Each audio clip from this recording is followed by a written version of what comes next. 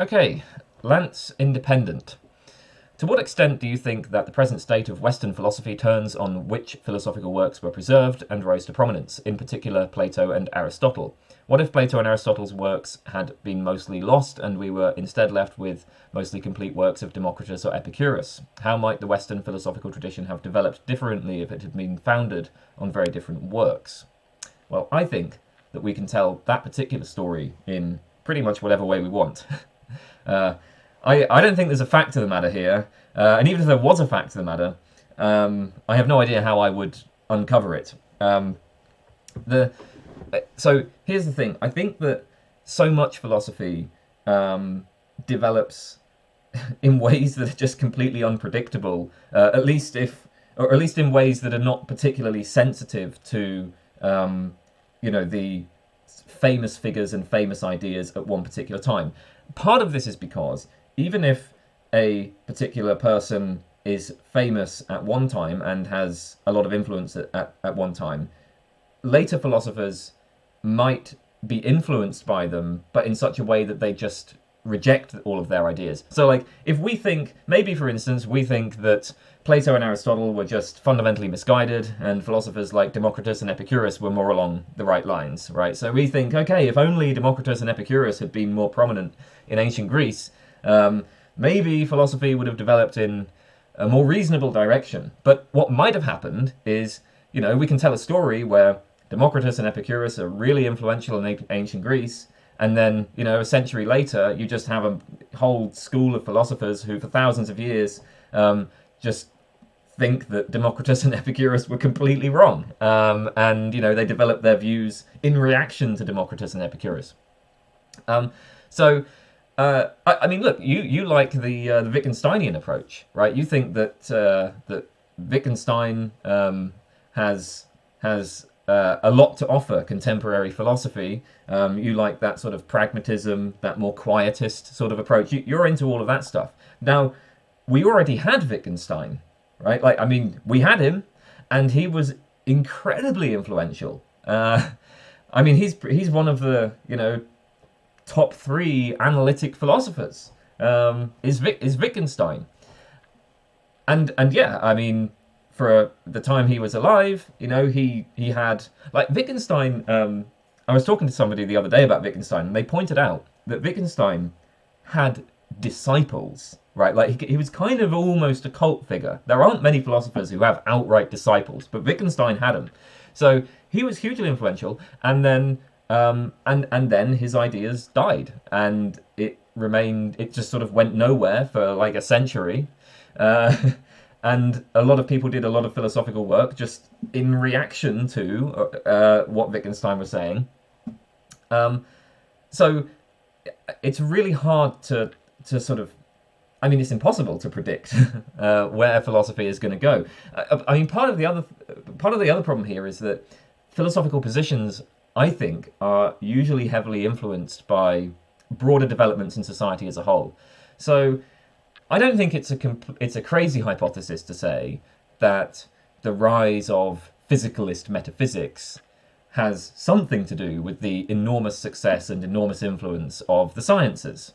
In fact, I think a great deal of philosophy is supposed to be a kind of continuation of science by other means. At least, like, that's what philosophers think that they are doing. So philosophers will take themselves to be constructing explanatory theories of particular phenomena. And these explanatory theories are judged by the same sorts of theoretical virtues that we supposedly use to judge scientific theories. Simplicity, explanatory power, that sort of thing. And then we test philosophical theories against our intuitions about particular cases. We come up with these thought experiments which elicit intuitions, and we test the theory against those intuitions. And so intuitions are playing an analogous role that observations play in the empirical sciences, right? So an empirical theory tested against observation, with a philosophical theory it's tested against intuition.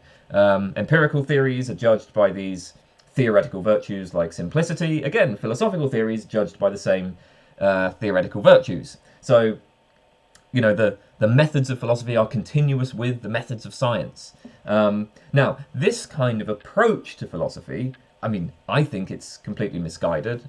I'm pretty sure, given your kind of Wittgensteinian and quietist sort of views, you'd probably think it's pretty fundamentally misguided as well, at least in a lot of cases. And like, why did that happen, right? Like, so if you want to say, like, well, why is it that philosophers went down like that path rather than the more Wittgensteinian path?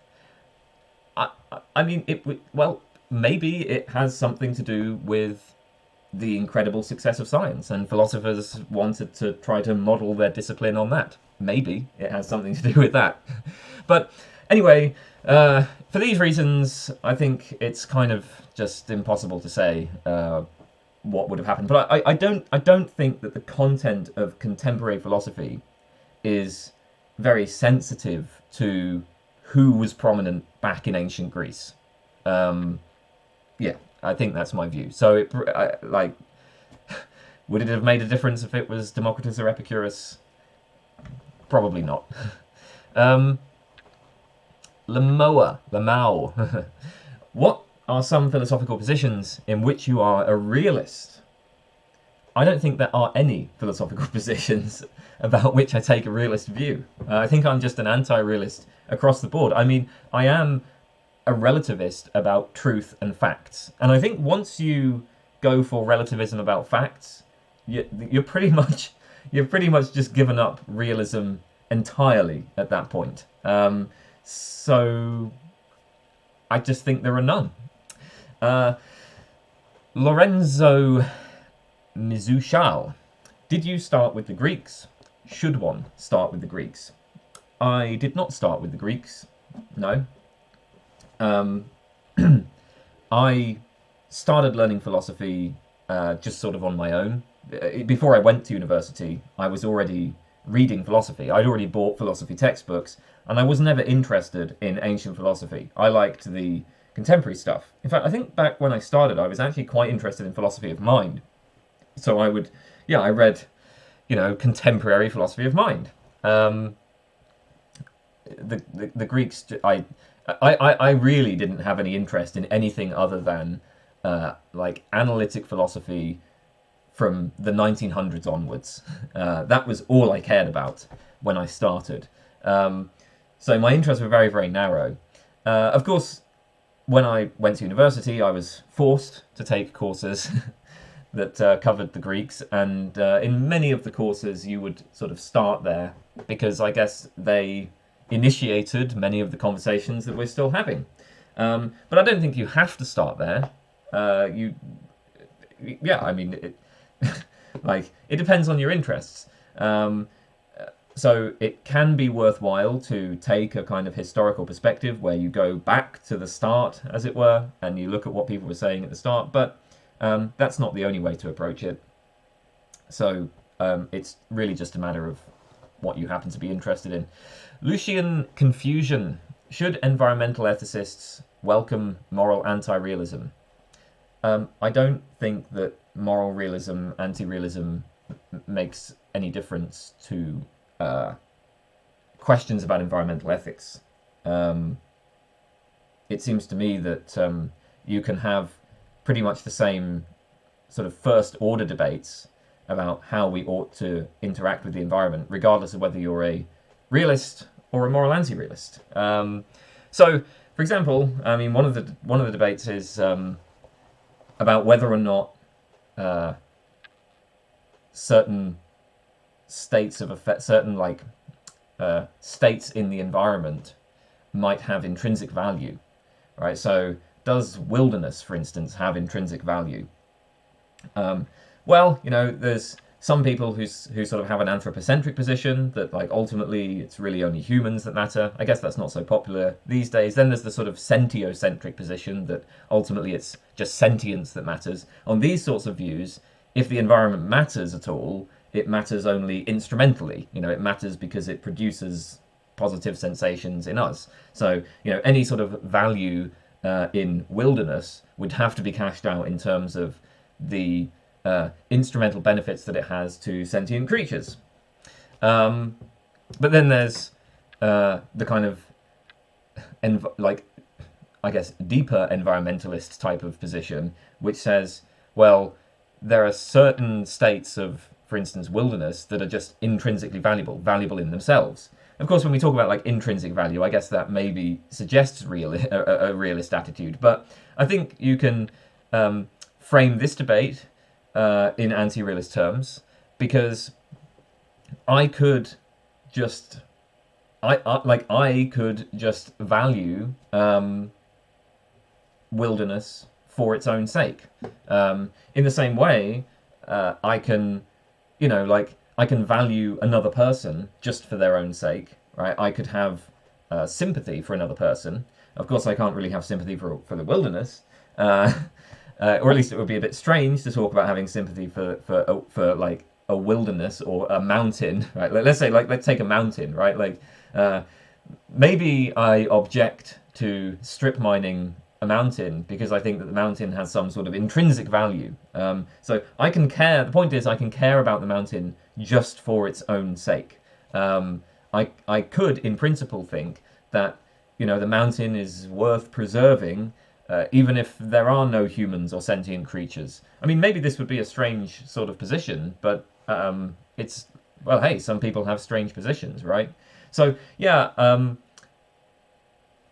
So when it comes to questions about, well, is the environment something we should value for its own sake, or should we only value it because, it benefits our lives? I think that question can be debated on both sides in anti-realist terms.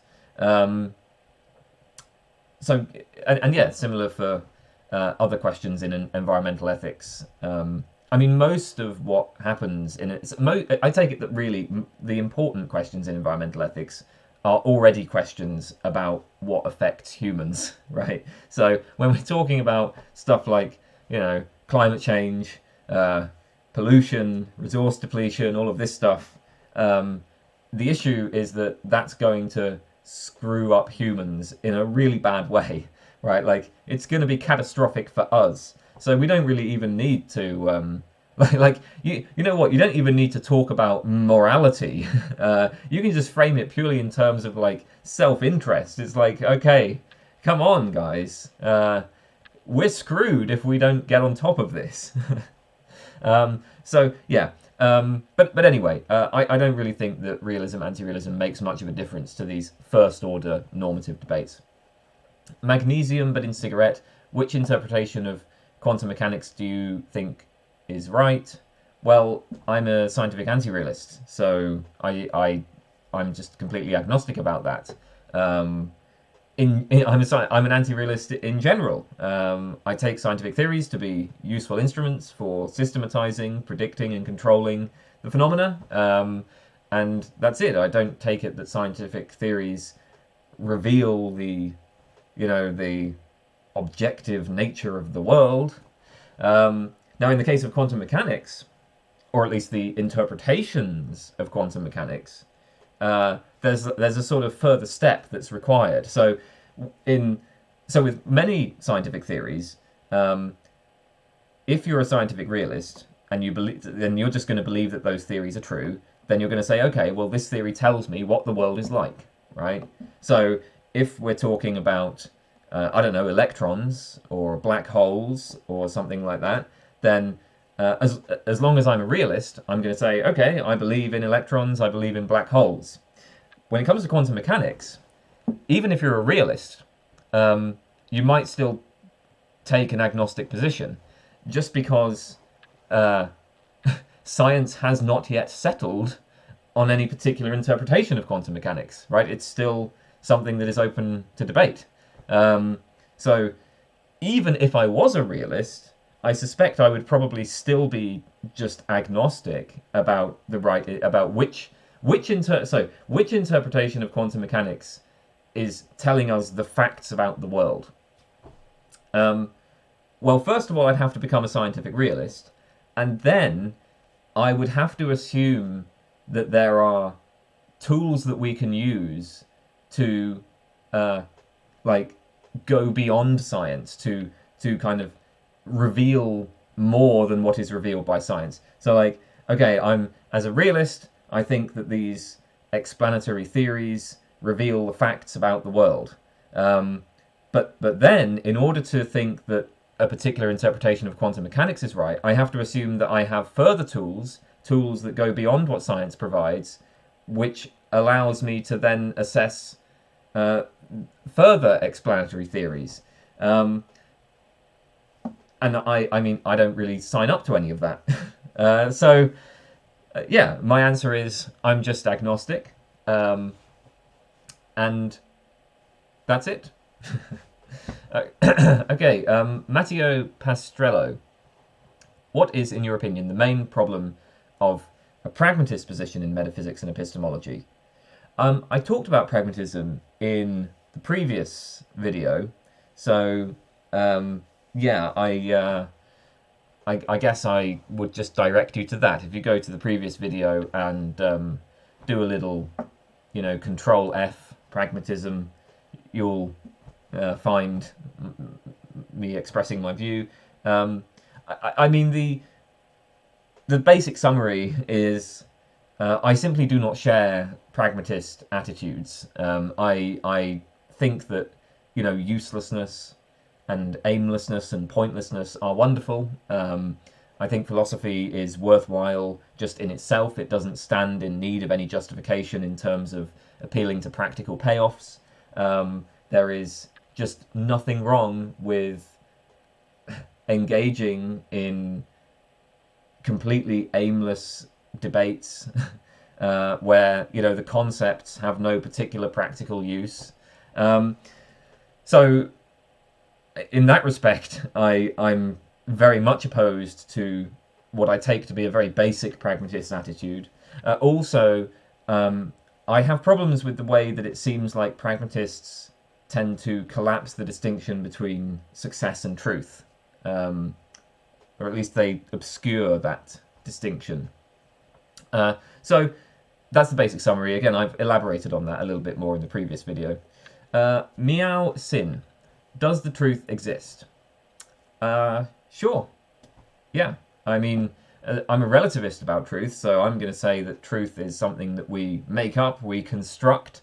At least, a proposition is going to be true only relative to some particular perspective, some classification scheme, some means of assessing the proposition. But yeah, I'm happy for things to be true. I guess I don't really have much more to elaborate on that. I mean, I take it that when I talk about truth, it's an idealization, right? But so is everything else. So when I say that there's a table in front of me, well, that's also a kind of idealization. And so when I say that the proposition there is a table in front of me is true, well, talk of truth is an idealization, but that's fine. That's the case for pretty much everything. Okay, MofoWoW, are you still a vegetarian? If so, how's that been? If not, why? Well, I think that, so, as far as I'm concerned, the case against animal agriculture is just overwhelming. I think it's a complete disaster just for human well-being. So in terms of the environmental impact of animal agriculture, it seems really bad just for humans. But then on top of that, I am these days more sympathetic, let's say, to appeals to animal welfare. And actually my position is that we basically should just leave animals alone. I would say that we should just stop interfering with them and let them do their own things. But yeah, leave them alone, right? So anyway, the point is that yes. Now, well, that's not the point. I don't know why I said that. Why did I say that? I'm really terrible sometimes at talking off the top of my head. Like I'll say things that are just not true. Like, it's so strange. Why does that happen? Like, why did I say yes? The whole thing that I was trying to express is no, because. So when we're talking about like vegetarianism, veganism, etc., we're talking about diets, right? And in terms of what I eat, right, I do not have any problem with eating meat in itself. The problem is with purchasing meat, but there are other ways of getting meat. There are other ways of getting animal products in general, right? You don't have to purchase them, right? So the issue is with purchasing them. By purchasing them, you are supporting a particular industry, which I think should be abolished. Again, I think the case for that is overwhelming. And so, yeah, I mean, I don't particularly want to purchase it because, I mean, look, I'm not really the kind of person who gets on a sort of moral high horse about things, but at the end of the day, I do have some desire for my actions to be, you know, consistent with my values and attitudes. So I don't really want to purchase animal products. But there are other ways of getting them. That's the key thing.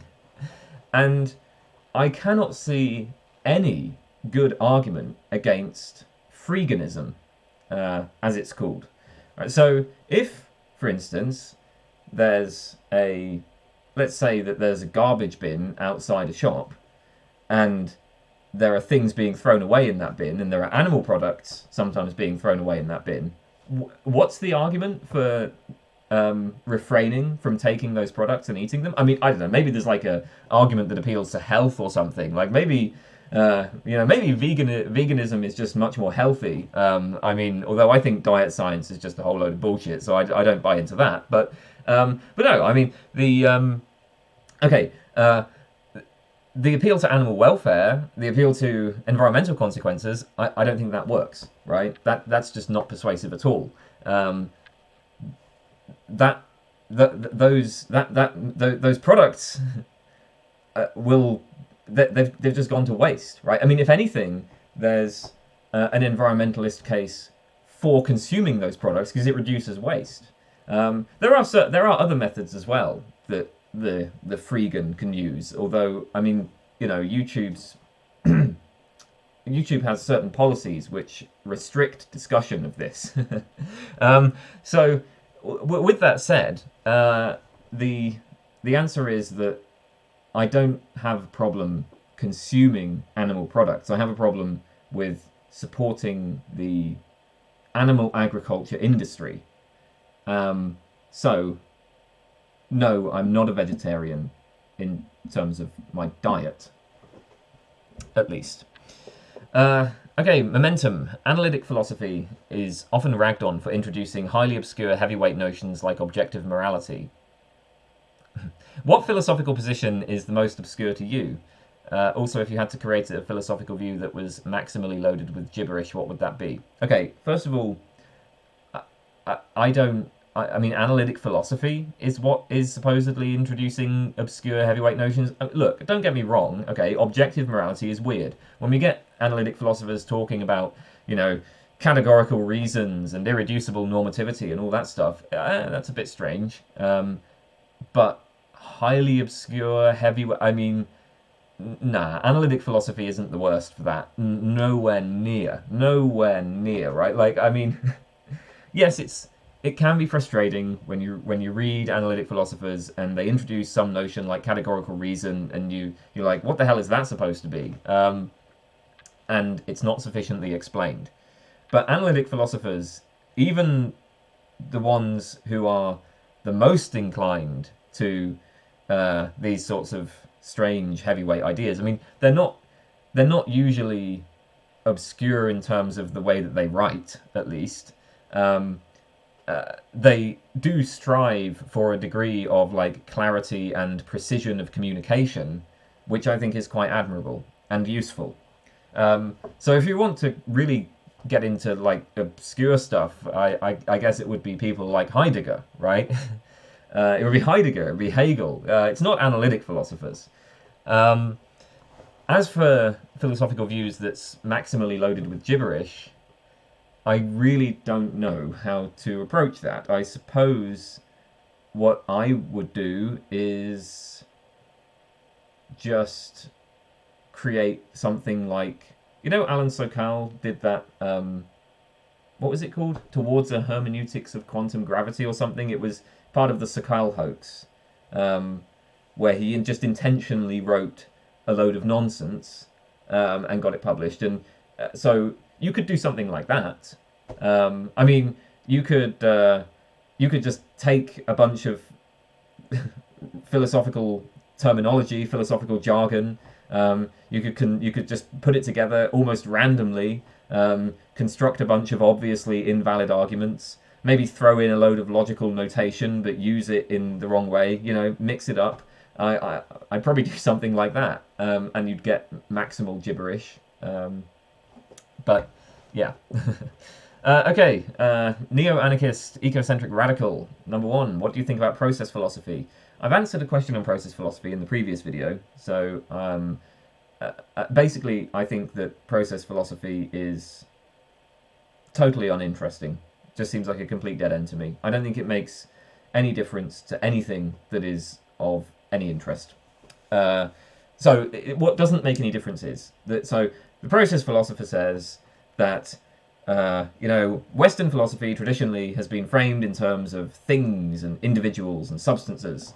But in process philosophy, what we do is recognize that the world consists really of its dynamic, interacting processes, right? It does not make any difference, in my opinion, whether you frame things in terms of like things and substances or in terms of dynamic processes. I think that both things and substances and dynamic processes are idealizations, and usually a claim that we make in one... They're sort of different languages, right? Like there's the language of things and the language of processes. And claims that we make in the language of things are very easily translatable into claims that we make in the language of processes. And I really don't think that this is shedding any new light on any metaphysical issue.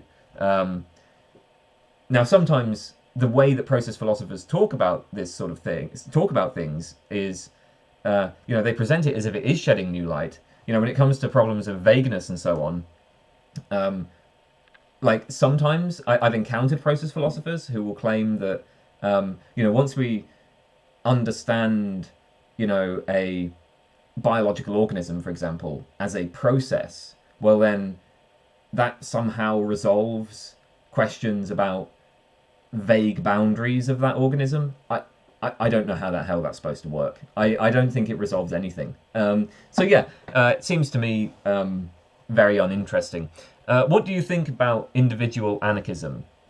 I am very sympathetic to it. My heart is with it 100%.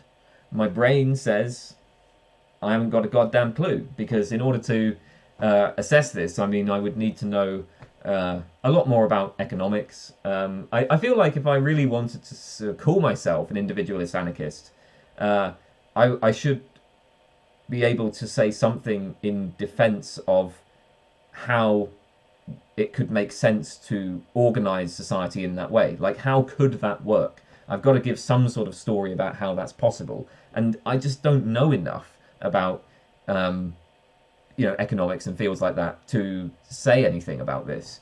So although I like it as an ideal, and I think of all of the political views, right, individualist anarchism is the position that I would basically endorse, right? Like, that's where I fall down. At least if we're just talking about my intuitions, my feelings.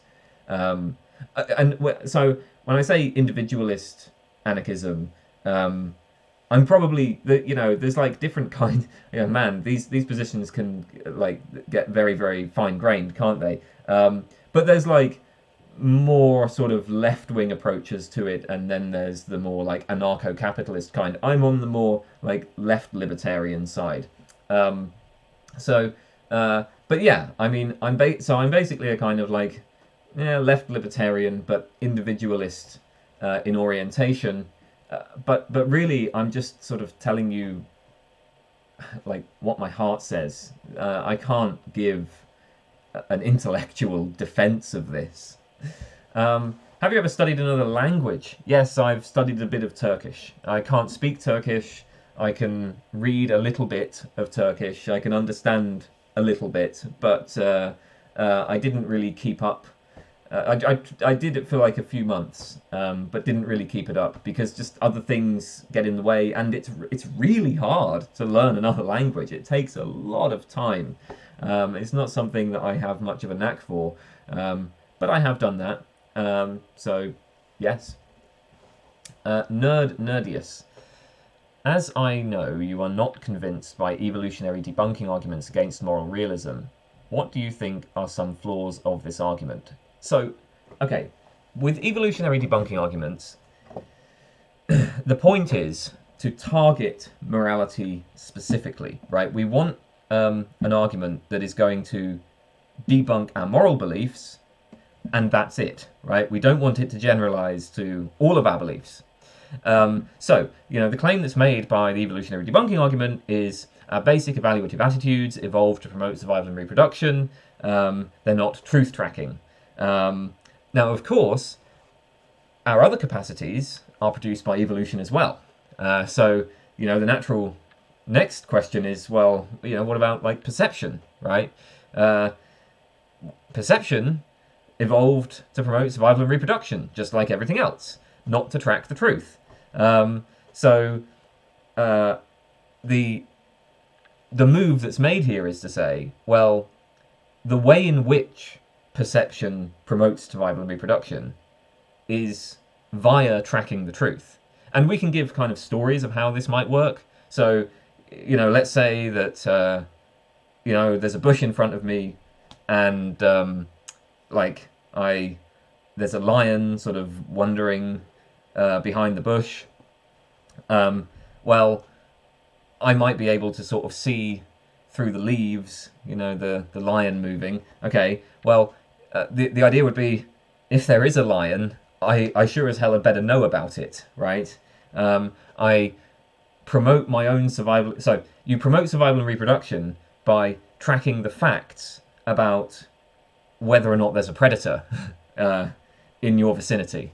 And so the argument is that our basic evaluative attitudes evolved to promote survival and reproduction, but there's no reason to think they evolved to track the truth. Whereas with perception, yes, perception evolved to promote survival and reproduction, but the means by which it promotes survival and reproduction is via tracking the truth.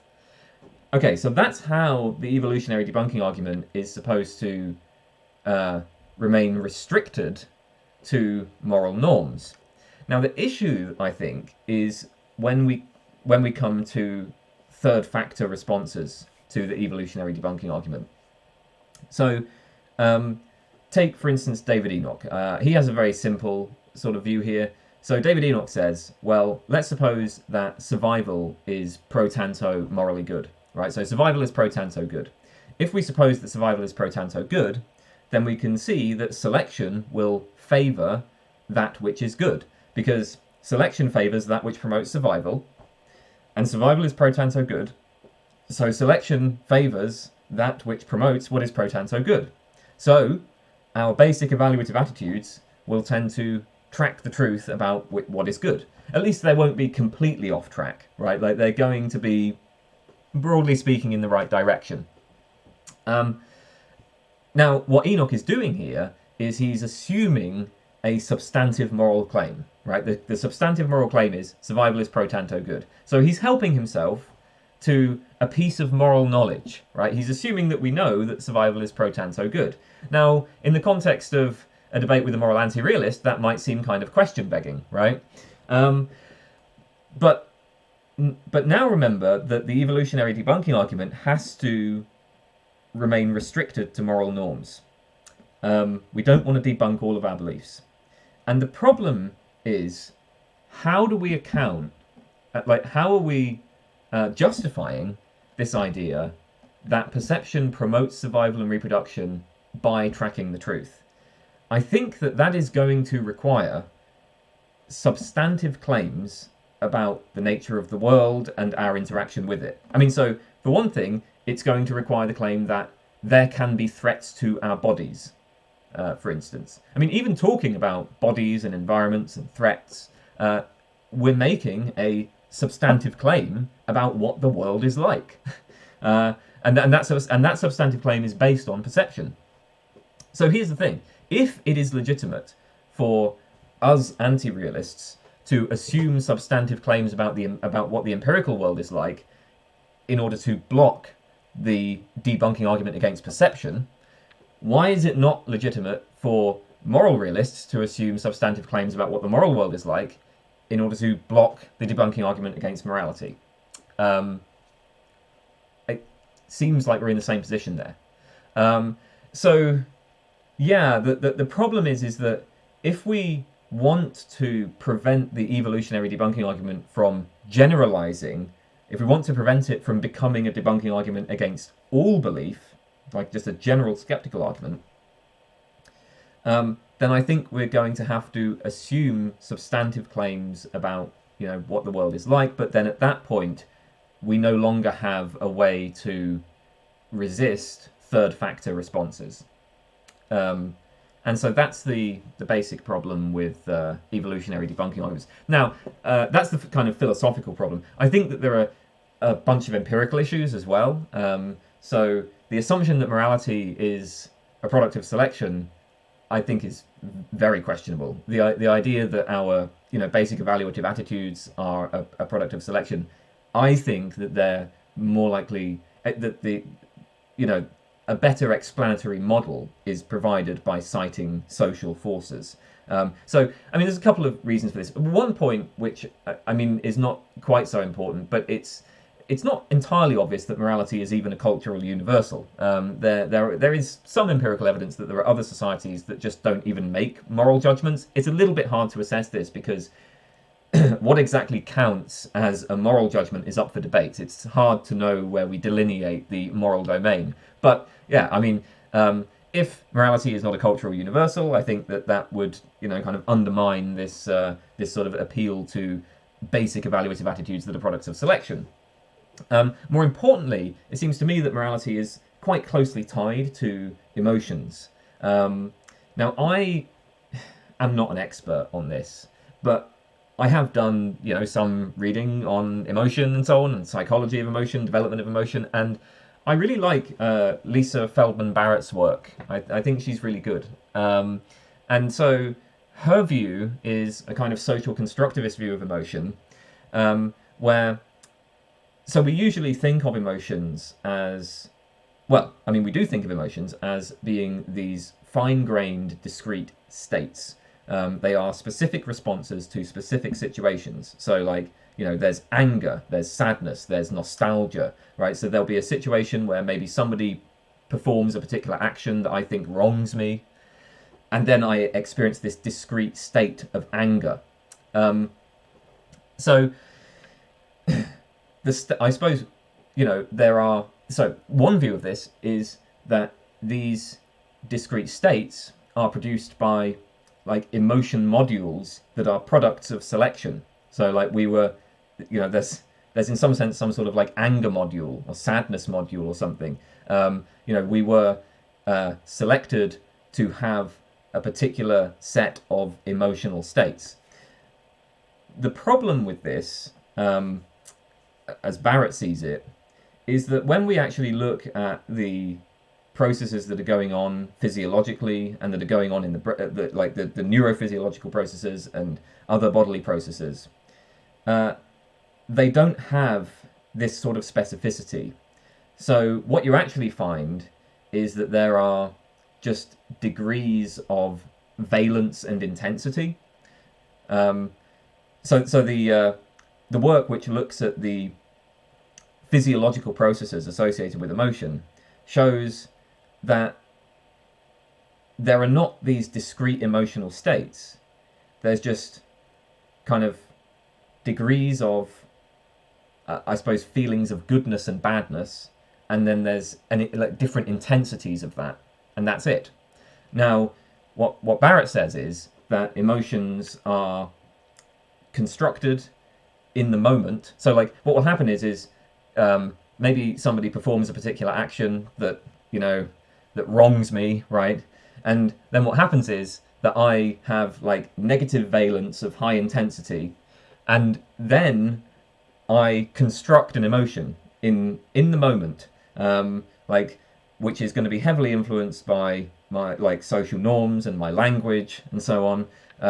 So I kind of then construct this emotion of anger, but that emotion is a construction that's based on like what's happening in the environment and this state of, you know, negative valence, high intensity, and that construction is based on the like norms and values and attitudes that I have been inculcated with.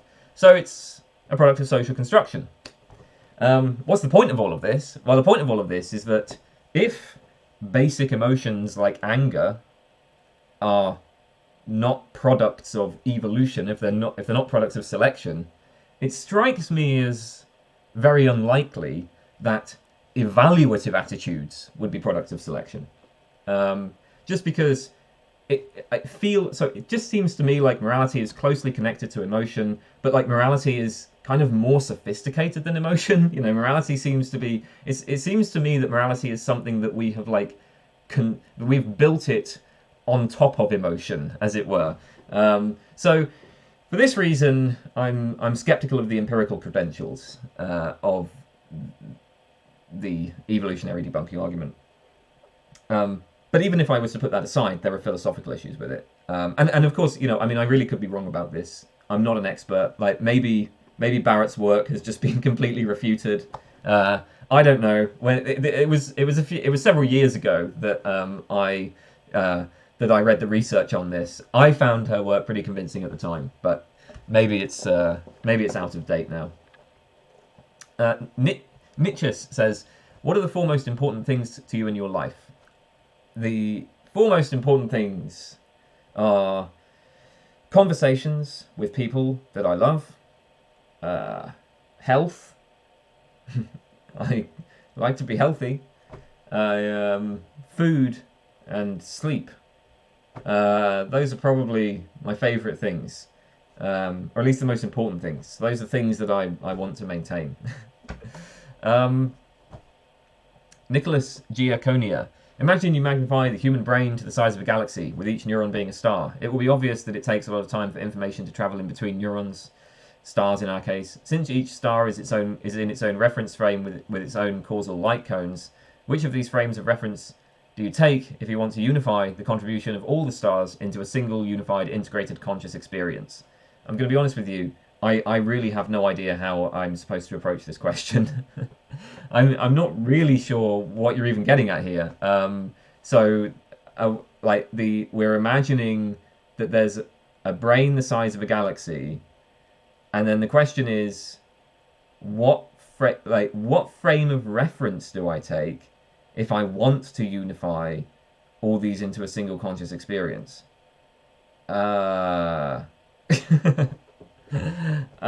I just don't know what to do with this. I'm sorry, but I'm just going to move on. I don't know. Okay, Nicked0. In your last AMA, I asked you under a different name, in which way did Stirner influence the way you see the world, and how did he and other philosophers change your worldview? And you got upset by that question and said you'll get back to me. So could you answer this time? Well, simply because you're trying to push a question on me that I obviously don't like, I'm not even going to try to answer it. What is this? Clearly, I did not like that question. I remember that. Yeah, I kind of got funny when you asked me to try to explain the influence that he had on my worldview. Okay, here's the more important point, right? Like, here's the problem with that question.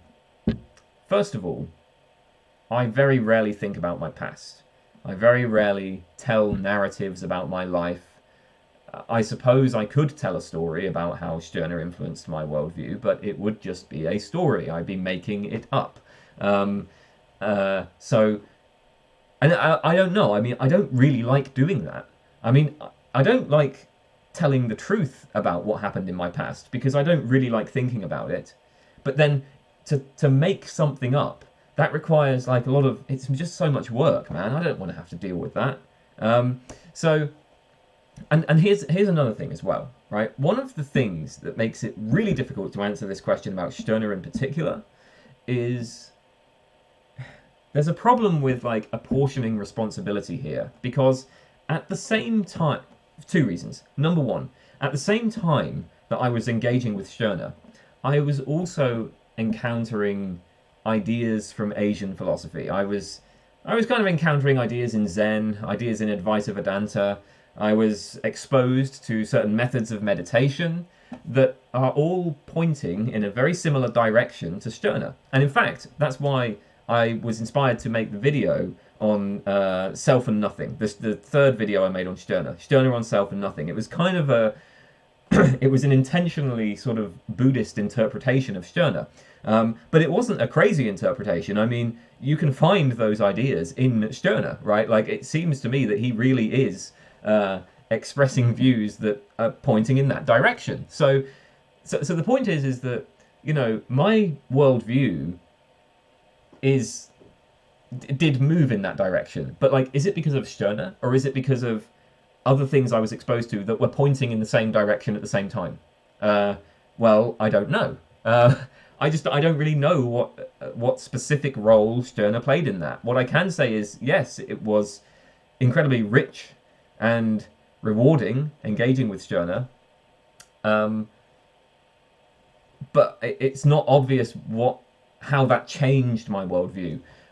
Now, the second reason why it's difficult to apportion responsibility to Stirner is because I had already come to very similar conclusions myself for independent reasons before I even read Stirner, and before I engaged with those ideas from Asian philosophy. You know, so my relativism, my constructivism, my nominalism, my anti-essentialism, these are things that I think you can find in Stirner. And I mean, you know, when it comes to questions about the self, I mean, I think, yeah, you know, Hume's nihilism about the self, there are ways that relates to Stirner. So actually, like, Hume, I guess, is another one where you can find very similar ideas to Hume in some of this Buddhist philosophy. So it's not surprising that there's also an overlap between Stirner and Buddhism. But anyway, the point is, look, I'd come to these sorts of conclusions from the analytic tradition, very different tradition from what Stirner is coming from. So, like, did Stirner influence my worldview, or did I merely find a kind of fellow traveller? I mean, Stirner's he's more like phenomenology, it's more existentialist, but it's pointing in ultimately a similar direction to views that I already had. So for this reason, it's a very difficult question, and you're asking a very difficult question about the development of my views. You're asking that to somebody who doesn't like those sorts of questions anyway, because I don't particularly like thinking about anything that's happened in the past. Okay, in what sense do animals matter to you right now, and should we change our laws to protect them? What caused that change? I have sometimes thought about doing another video on this, like an updated video. Okay, animals matter now. It would make sense, right? Because I did the first video, animals don't matter, and then I kind of did a video where I didn't exactly walk it back, but like I certainly expressed some reservations about the position. And now I'm just fully on board with, yeah, animals matter.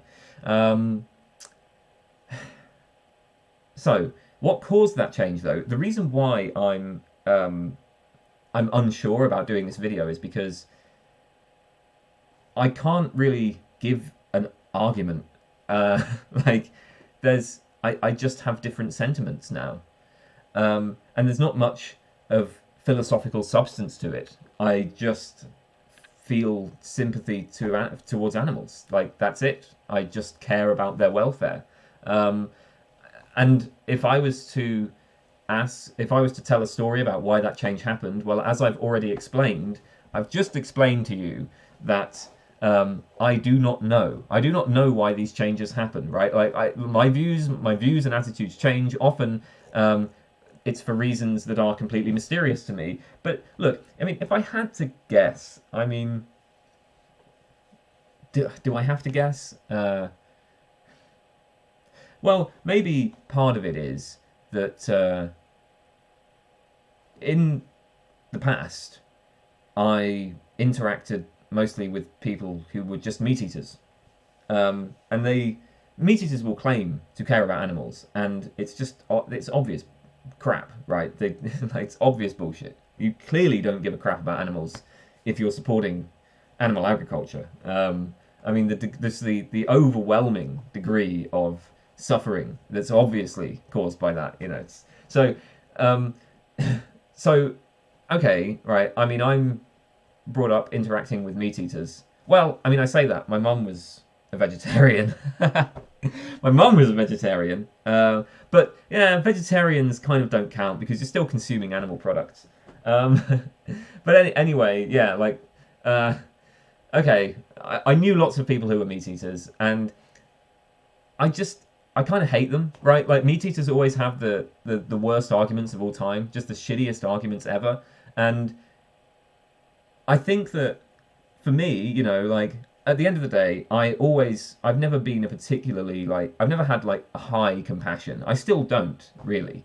I'm not somebody who's particularly warm and friendly, and yeah, I don't have a strong sympathy response, right?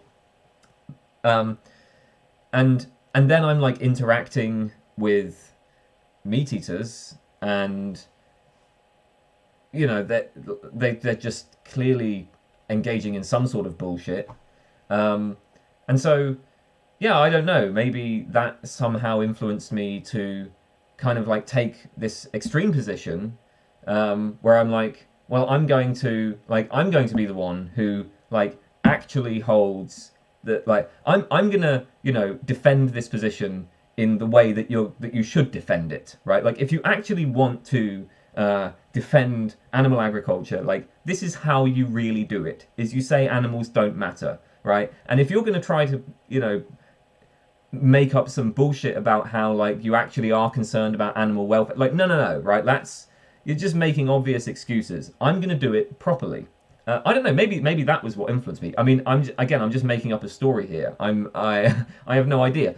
But then my friend group, I guess, changed, and one of my best friends now is a full on vegan, and so I wonder if just having a different friend group has influenced my attitudes. I mean, it would make sense, right? People's attitudes are influenced by the people that they know and love. And, one of my best friends is vegan, and so that may have had an influence. I suppose maybe just, yeah, like, it's moving from, like, interactions with meat eaters who are obviously just talking a load of bullshit to being with a vegan. Maybe that had some sort of influence. I realise as I'm saying this that this doesn't make any sense at all. See, this is what happens when you ask me to explain why my views changed. I just make up a load of rubbish. I mean, what the hell was that? I mean, what even was that story? That was terrible. Like, that was a ridiculous explanation. That didn't even make any sense, and I was probably talking for about 5 minutes. So, this is the danger of these sorts of questions. Tell me about your 4chan years. Do you still remember what a fingerbox is? I do remember fingerboxes, but that's more because of my interest in Dadaism and Fluxus than 4chan. But I do remember them on 4chan as well. I don't really know what you want me to say about my 4chan years. Like, yeah, I was on 4chan for a long time, and I loved it. I thought it was wild and anarchic and mischievous and joyous, and it was great fun. And it was a bunch of edgelords, and I loved it because I was a total edgelord. So it was great being among a bunch of edgelords. What more is there to say, dog? That's pretty much what it was like. Tell me about your 4chan years. Yeah. 4chan. Right. Do you believe in psychological egoism? No. 2 reasons why. So, okay, psychological egoists claim that all people are motivated by self-interest, entirely by self-interest. Here's the first problem. number one, it's blatantly obvious that people have concern for others, right? So if I see somebody in need, I help them out, right? Like, I feel pity for them and I help them out.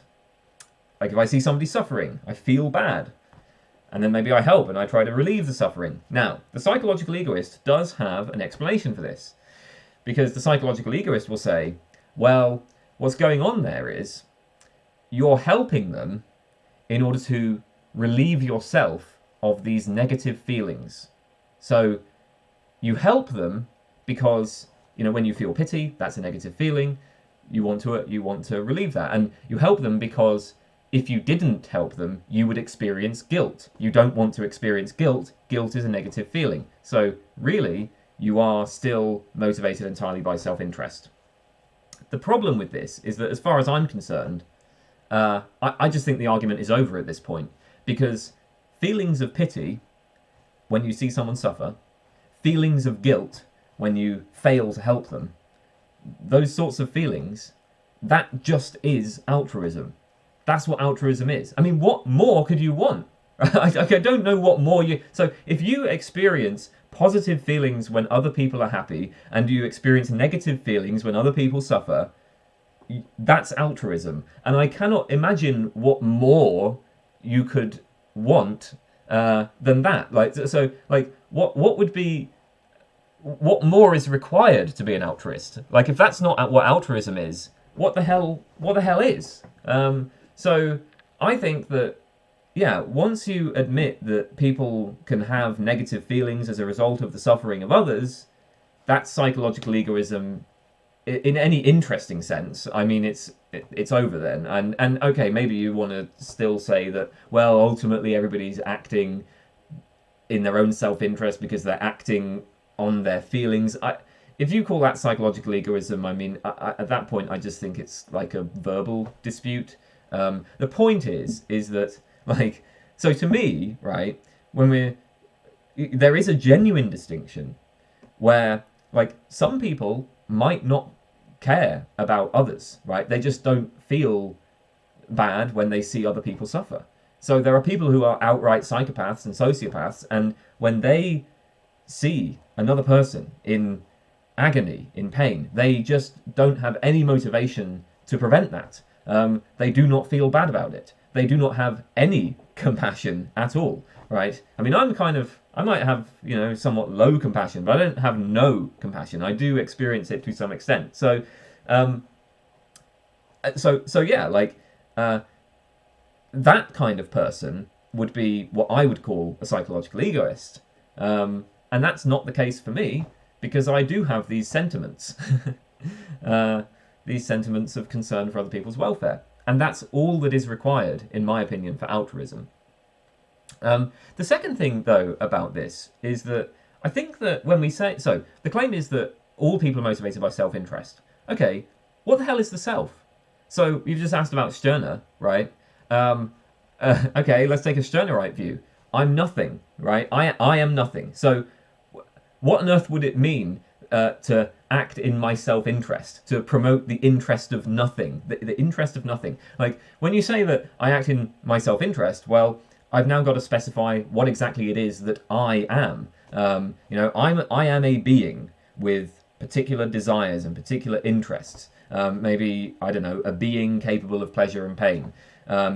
And then I'm defining myself in opposition to the world and in opposition to others. You know, I'm drawing a particular boundary around what I am, and I'm attributing particular essential properties to myself. Like, I don't go in for this. So what my view is that boundaries of the self can be drawn wherever we like. Anything can be appropriated as part of the self or rejected. So what is it to act in one's own self-interest? Like, if I decide to undergo some small sacrifice now in order to get greater benefit later, am I acting in my own self-interest? I mean, am I the same person now as will exist later who will receive that benefit? Well, that's just up to... Well, there's no facts of the matter. It just depends on where you want to draw the line. So... Yeah, I think that psychological egoism fails for a number of reasons, and those are two of the reasons. Um, how does knowing that we don't have free will affect the way you see your successes and failures, and the times when people wrong you? It makes absolutely no difference to either of those things. Um, I so with respect to my successes and failures, I don't really feel any sense of like pride or shame or regret for successes and failures. Um, Things just sort of happen, and that's that. Now, if I had free will, I don't think it would make any difference. Uh, okay, so things happen, and I'm responsible. I've freely chosen them. Okay, whatever. Like, yeah, it just doesn't make any difference to me. When it comes to people wronging me, well, I suppose the idea would be that if you don't believe in free will, then like you can't blame them. But here's the thing, like, why do I have to blame them even if they do have free will? Like, so let's say that somebody does something bad to me. Um, you know, I like it's useful, I think, to just when that sort of thing happens, it's useful to sort of just view other people as like robots or something. And then maybe you're saying, well, they don't have free will, so you're not blaming them. But even if they did have free will, so what? You still don't have to blame them. Uh, um, and I'm not really inclined to blame them. So I don't think it makes a difference. Have you tried talking to Cosmic Skeptic about morality? I did email Cosmic Skeptic a couple of times, but he never got back to me. Maybe he missed the email, or maybe he's not interested. But in any case, yeah, whatever. Doesn't That's fine. I have ADHD, and I believe that you're also fairly neurodivergent. Do you suspect you have ADHD or autism? I was diagnosed with autism when I was a kid. I am not really sure how much influence it has on my current state. I think that in terms of like mental disorders, let's say, or abnormalities, the one that has a bigger influence is probably anxiety rather than autism. But yeah, I have been diagnosed with autism. I don't think I have ADHD. I don't have any of the symptoms of that. Um, do you agree that philosophers tend to rationalize their pre-existing values through philosophy, basically talking about Nietzsche's perspectivism? Yeah, pretty much. I think that we construct arguments sort of ad hoc to rationalize our feelings and intuitions, and I think a lot of philosophers will actually be quite open about this. Um, we yeah. For any philosophical debate, right? There's going to be plenty of arguments on both sides, and it's very easy to see them as compelling or not compelling, depending on how you feel about the issues in question. I think if we're being honest, right, there are sort of two classes of philosophical arguments. There's a whole bunch of arguments that are really technical, sophisticated objections. So if you take something like relativism, say, there's a whole bunch of technical, sophisticated objections to relativism that appeal to, the logic of sentences containing truth predicates, right, whatever. But then there are the just sort of intuitive objections. So with respect to relativism, the objection might be that relativism is just dangerous or pernicious, or relativism is going to undermine like reason and rationality. And really, what motivates us is those intuitive objections, those intuitive arguments. I think that that's the case in many cases, right? For many of our positions, is that there are certain considerations that are like the intuitive kind of the things that we feel, right? And then we can engage in the reasoning process and come up with these lovely, sophisticated inferential structures. But what's really motivating the positions we adopt are the feelings. That's what I think. What do you think about psychoanalysis, Zizek? I don't care about either of them. When it comes to trans women who don't really pass, don't you believe that deep inside we don't see them as women, but we address them as such out of politeness? Like, we play pretend. The problem with this question is that, in general, gender just seems like an obvious pretense or performance to me. That's just how it feels in general. Whether I'm talking to trans people or cis people, because gender is... So, look, we draw this distinction between sex and gender, right? There's the underlying biology, and I guess we can just take the biology for granted in this context. Although, actually, even when it comes to the biology, I mean, there are issues there with drawing strict lines. But putting aside the questions of how exactly to define biological sex, it's just blatantly it just seems like really clear to me that like gender is this kind of social performance that takes place, which is it's like kind of like highly correlated to the biological sex. So like there's these biological categories, and then gender is this construction on top of that. That's how it seems to me. That's just how it intuitively feels to me.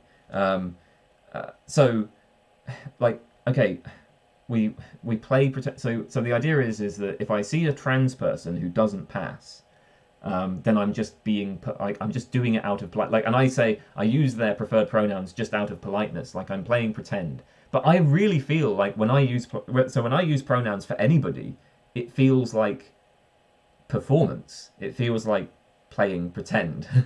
That's how it feels in general.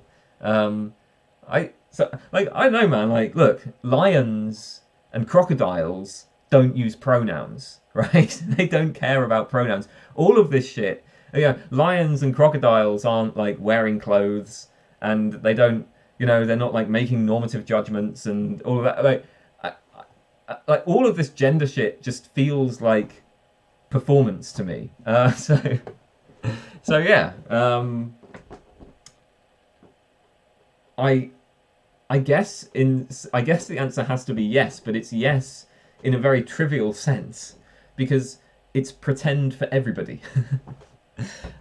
What do you think about individualist epistemology? Things are true for me. That is basically my view, I guess. I mean, I'm not actually entirely sure what you mean here, but when you've put in brackets, things are true for me. So that sounds like a kind of individualist relativism, which I guess is my view. I mean, what I would say is that truth is relative to perspective. And, I mean, usually when we think about perspectives, we will be talking about the perspectives of particular individuals. So that is in itself just a kind of perspective. We certainly do not have to, carve up the world into individuals. We don't have to do that. But yeah, generally, when we're talking about things like truth and knowledge, these concepts are kind of used in social contexts, right? Generally speaking. So we'll usually be talking about perspectives of individuals, and yeah, I think that the truth is relative to perspectives. It's relative to the particular perspective that you adopt. Okay. Okay, Onion. As a scientific anti-realist, do you believe in entities like black holes? If not, how do you make sense of the photos that scientists have obtained of black holes? So, no, I don't believe in black holes. As for how to make sense of the photos that scientists have obtained of black holes, it depends on what you mean by make sense. So, in general, anti-realists will say that scientific models have to fit the observable phenomena. I mean, that's the basic requirement that we expect of a good scientific model is we expect it to be empirically adequate. We expect it to correctly predict the observable phenomena. Photos of black holes are among the things that we observe. So an anti-realist is going to make sense of this in the same way that she makes sense of any observable phenomena that is correctly predicted by a scientific theory. I mean, I think what we have with the black hole photos is essentially a case of confirmed novel predictions. So, we have theories and models that tell us a story about what's going on with astronomical objects. We have models of how particular instruments function, and then on that basis, we make a prediction about what we're going to observe, or what the objects we produce will look like when we use these instruments to create photographs of those astronomical objects.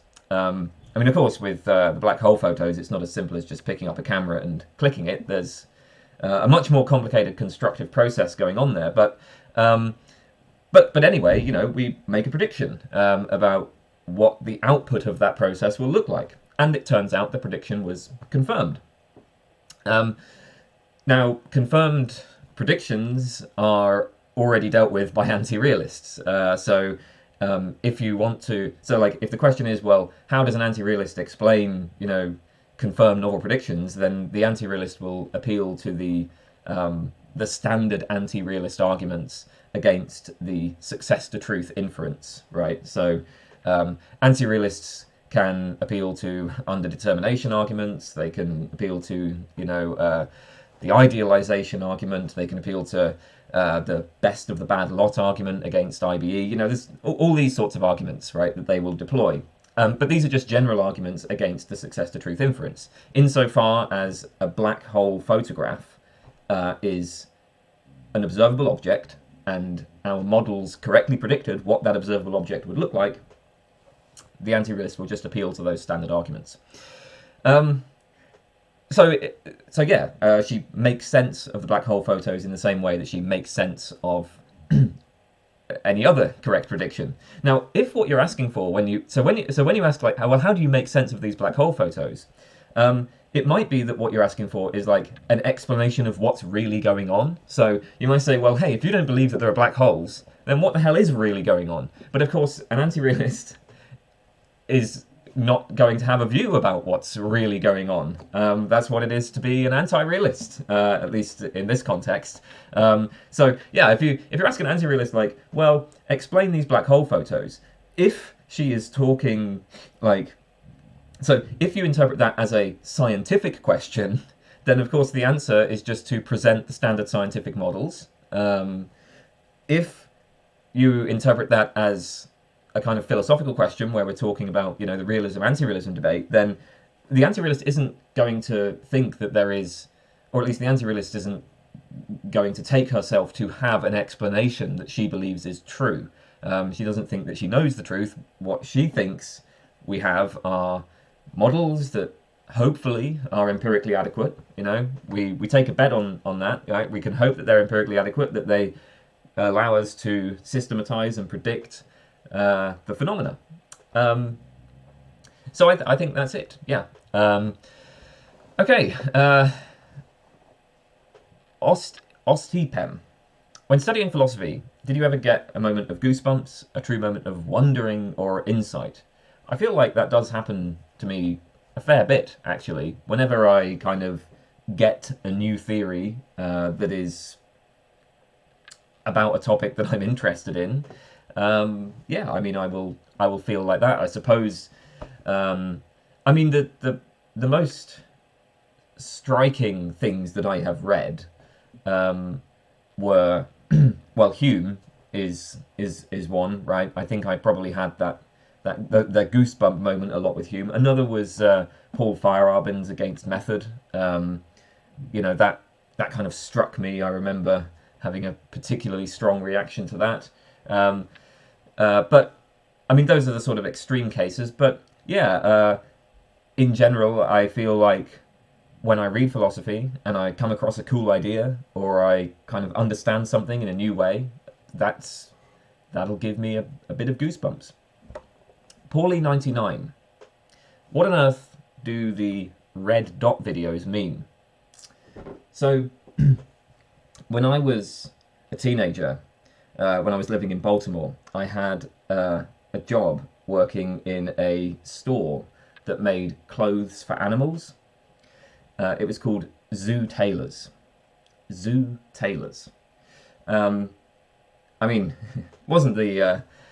we made the... It was for things like, you know, films, adverts, circuses, things like that. You know, so clothes for animals. Sometimes you dress animals up in clothes.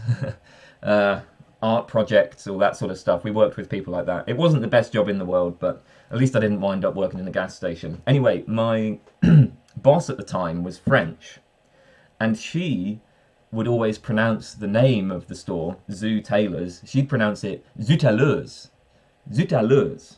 And that just stayed with me, you know. I don't know, it just stayed with me. I always remember Zoutaleurs. And so then when we were working on the album, well, you have to name it something, right? I had to name it something, and I just remembered that boss, Zoutaleurs. And so I decided to name the album Zoot Allures. And so that's where that came from, and that's what those videos mean. Pinecone, are you autistic?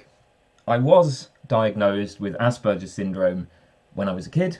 I have no real opinion on whether or not I have it. I suppose it would make sense of at least some of the things in my life. So maybe I am autistic. Radic Omega. Why are your physicalist atheistic leanings a natural conclusion of your anti-realism? Why would your skeptical views not make you more open to the possibilities of these realities existing?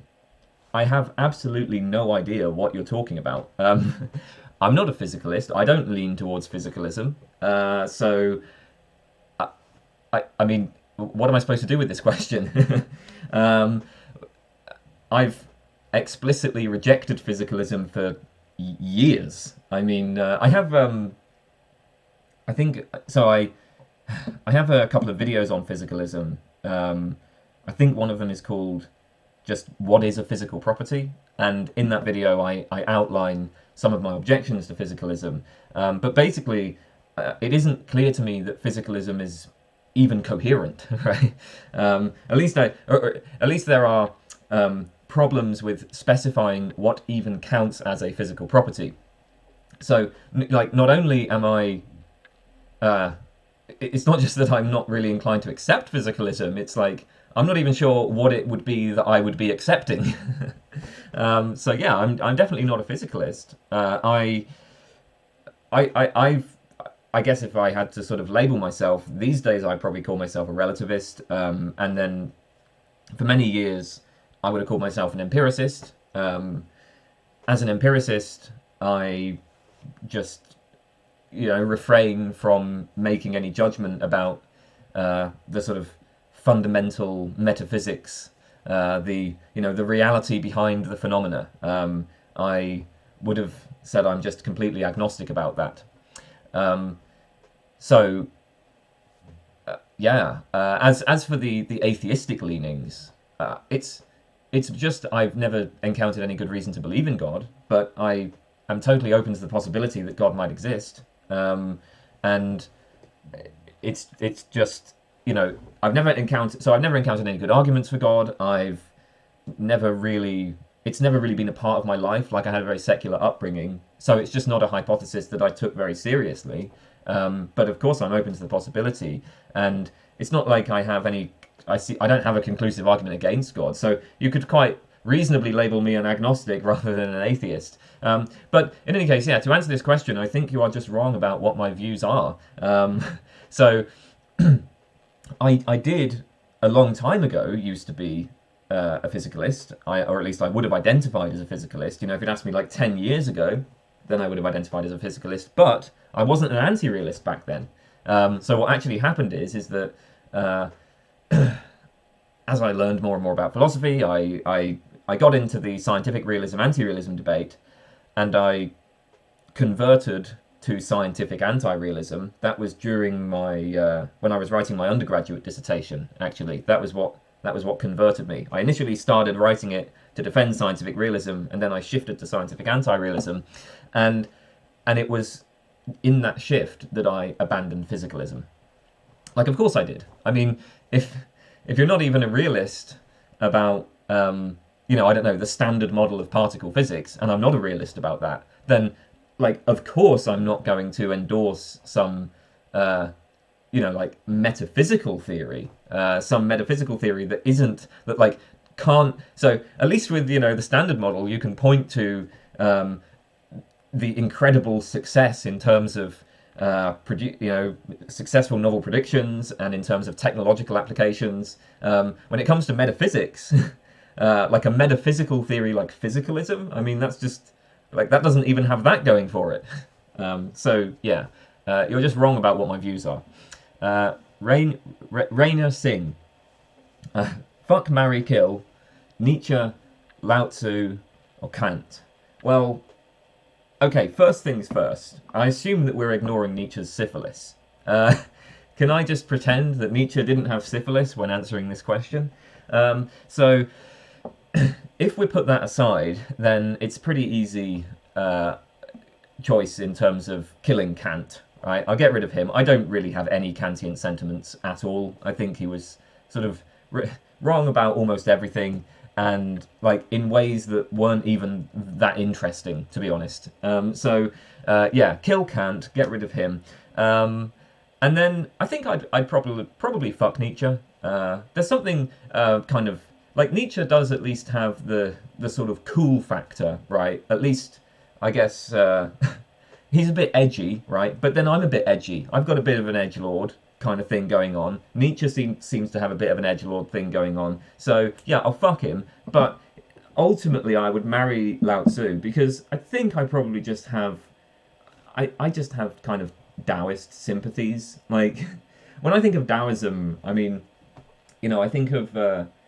like uselessness and aimlessness, and I think of just kind of sitting back and like letting whatever happens happen.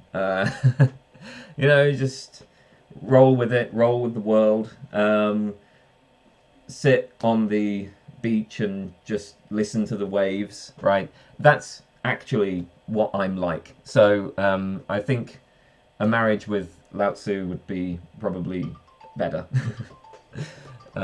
My phone's ringing, so I'm going to have to deal with that. I'll be back shortly. Okay, Richard Sear.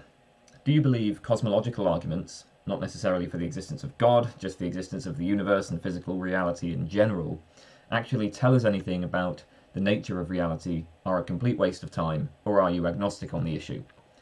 I think that's a false dichotomy, because it might be the case that something fails to tell us anything about the nature of reality, but at the same time, it's not a complete waste of time. And that's actually how I feel about philosophy in general, right? Like, yeah, it doesn't tell us about the nature of reality, but it's not a waste of time. So I don't have any issue with people discussing cosmological arguments. It can be fun to engage in that. Now, my own view is, I think that these arguments tend to have very serious problems. And, well, I mean, there are many different kinds of cosmological arguments, but I think I can summarize my basic objection by saying that, in my view, there are no modal properties. Cosmological arguments usually involve trying to reason about general modal properties of the universe or of God or whatever. I say there are no modal properties. I say that modal language, so the language of necessity, possibility, what could have been, what must have been, I see that as a pragmatic tool. And it's a very useful tool, but it's the sort of use of those terms is highly context dependent. And so in specific contexts, there are particular background assumptions that can license modal claims. So like if I have a physical model of a pendulum, well, that physical model will tell me like possible states of the pendulum. So I can talk about the relation between the length and the period of the pendulum, and that's just going to be something that is specified within that physical model. So it might be the case that the length is actually X and the period is actually Y, but then I can sort of think, well, reasoning using this model, if I were to, if the length had been X1, then the period would have been Y2. That's fine. That's imparting information about this model.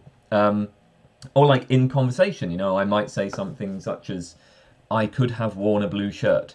And what is it that kind of licenses that claim? Well, it's that I have worn blue shirts before. There are blue shirts in my cupboard. There's no physical obstacle between here and my cupboard. You know, I can kind of see a path to my cupboard. Okay, so yeah, I could have worn a blue shirt instead of the shirt that I'm actually wearing. Now, what philosophers do though, when they engage in these sorts of cosmological arguments, is that they abstract away from any particular context, and they will talk about like the whole space of possible worlds, or they'll just talk about they'll talk about like these modal properties in the abstract. I think that, frankly, when we talk about the whole logical space of possible worlds, we're just writing fiction at that point. You can tell any story you like about what's going on in, you know, like when you're imagining these like maximal possible worlds, and then the whole space of all of the maximal possible worlds stripped from any context, you can just tell whatever story you like. Now, of course, I guess the usual sort of line here would be that, well, we can fix what is the case in the space of possible worlds in terms of what is logically possible, right? So we use logic. But I don't think that logic can fix what happens in possible worlds, because logic is an idealization. So logic is also something that's going to be highly context dependent. I see logic as a tool that we use to analyze natural language arguments. So there are many modal logics. Which is the right logic? Well, in my view, none. There isn't one true logic. Which modal logic is appropriate is, again, going to depend on the background facts in the domain in question. There are going to be particular facts that might license the use of one modal logical system rather than another. But, you know, again, when we talk about like modal properties just in the abstract, or as like properties of the universe in general, in the way that metaphysicians do, I just don't see anything to license any particular modal logic. So hopefully this communicates something of why I find cosmological arguments very unconvincing. Yeah, basically there are no modal properties, and modal language and modal logics are pragmatic tools. So I don't think that we're going to be uncovering the fundamental metaphysical facts by playing around with those things. Okay, Roan the Great. Just wondering if you think metaphysics has a place in modern thought. So, I'm on the more skeptical side with respect to metaphysics. I have been for a long time. I would, consider myself, broadly speaking, an empiricist. I take empiricism really as a philosophical tradition. I take empiricism to be the rejection of metaphysics, right? Like that's sort of what we all have in common. Or at least that's a big part of it. But look, at the same time, I mean, I'm very much inclined to let a thousand flowers bloom. And certainly, look, if there was no metaphysics, then what work would there be for empiricists to do? Like, if empiricism is all about the rejection of metaphysics, we better have some people doing metaphysics, or the empiricists have got nobody to complain about. Yeah, I mean, I love metaphysics. I really enjoy. So I think one of my favorite philosophy books is David Lewis's On the Plurality of Worlds. That's hardcore metaphysics, and it's great, right? So the thing is that, like, I can object to the methods that metaphysicians use. But at the same time, I can recognize that it might be worthwhile to have people exploring, ways of approaching questions that I find unappealing. Because, you know what, maybe it will have some use, or maybe it's just fun in itself. And I do think that actually reflecting on metaphysical problems is fun in itself. So for that reason, I would say, yeah, I mean, metaphysics has a place. And I think as well, I mean, like, look, there's, on the one hand, you get these, like, metaphysical system builders, okay? So something like David Lewis, he created the system of modal realism, but then there's, like, metaphysicians who will kind of they'll, like, use their metaphysical work to raise challenges to our ordinary ways of thinking. So something like metaphysics that deals with things like Socrates' paradoxes or the problem of vagueness, like, well, what exactly is an ordinary object? You know, so we just take these, so there's things that in our everyday life we just take for granted, like hands and cars and tables and chairs. But then when you start thinking about them, when you think about the metaphysics of these things, well, it turns out that there's all sorts of interesting challenges to the idea that these objects are what they seem.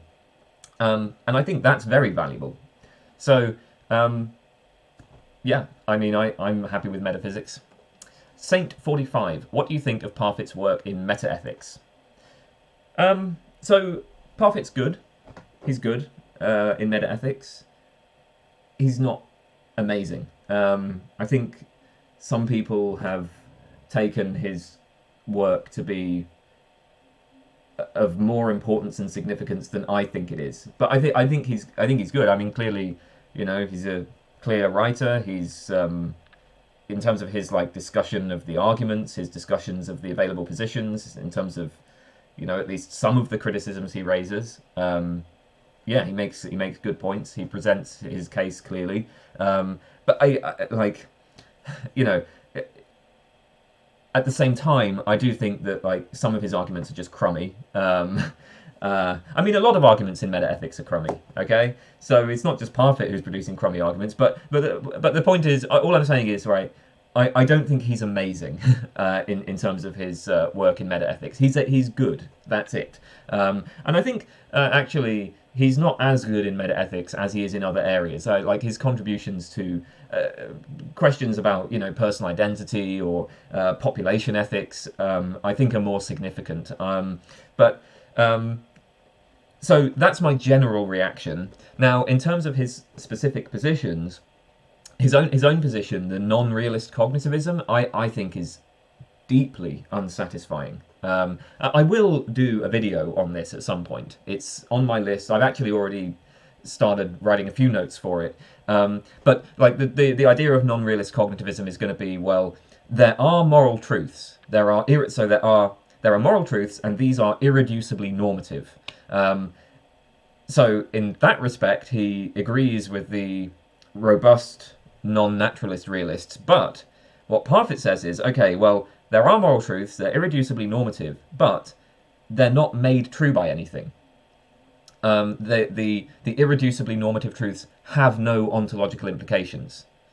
And I mean, as far as I can tell, really the only difference between non-naturalist realism and Parfit's non-realist cognitivism is that the non-naturalist will say that irreducibly normative truths are made true by non-natural entities or properties. They are made true by these irreducibly normative facts. Parfit denies this. He says, no, they're not made true by anything.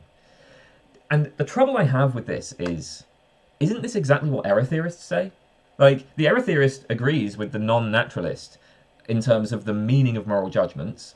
The error theorist agrees with the non-naturalist that, you know, when we make a moral judgment, we're expressing an irreducibly normative claim, but then the error theorist will just add that there are no irreducibly normative facts, properties, entities.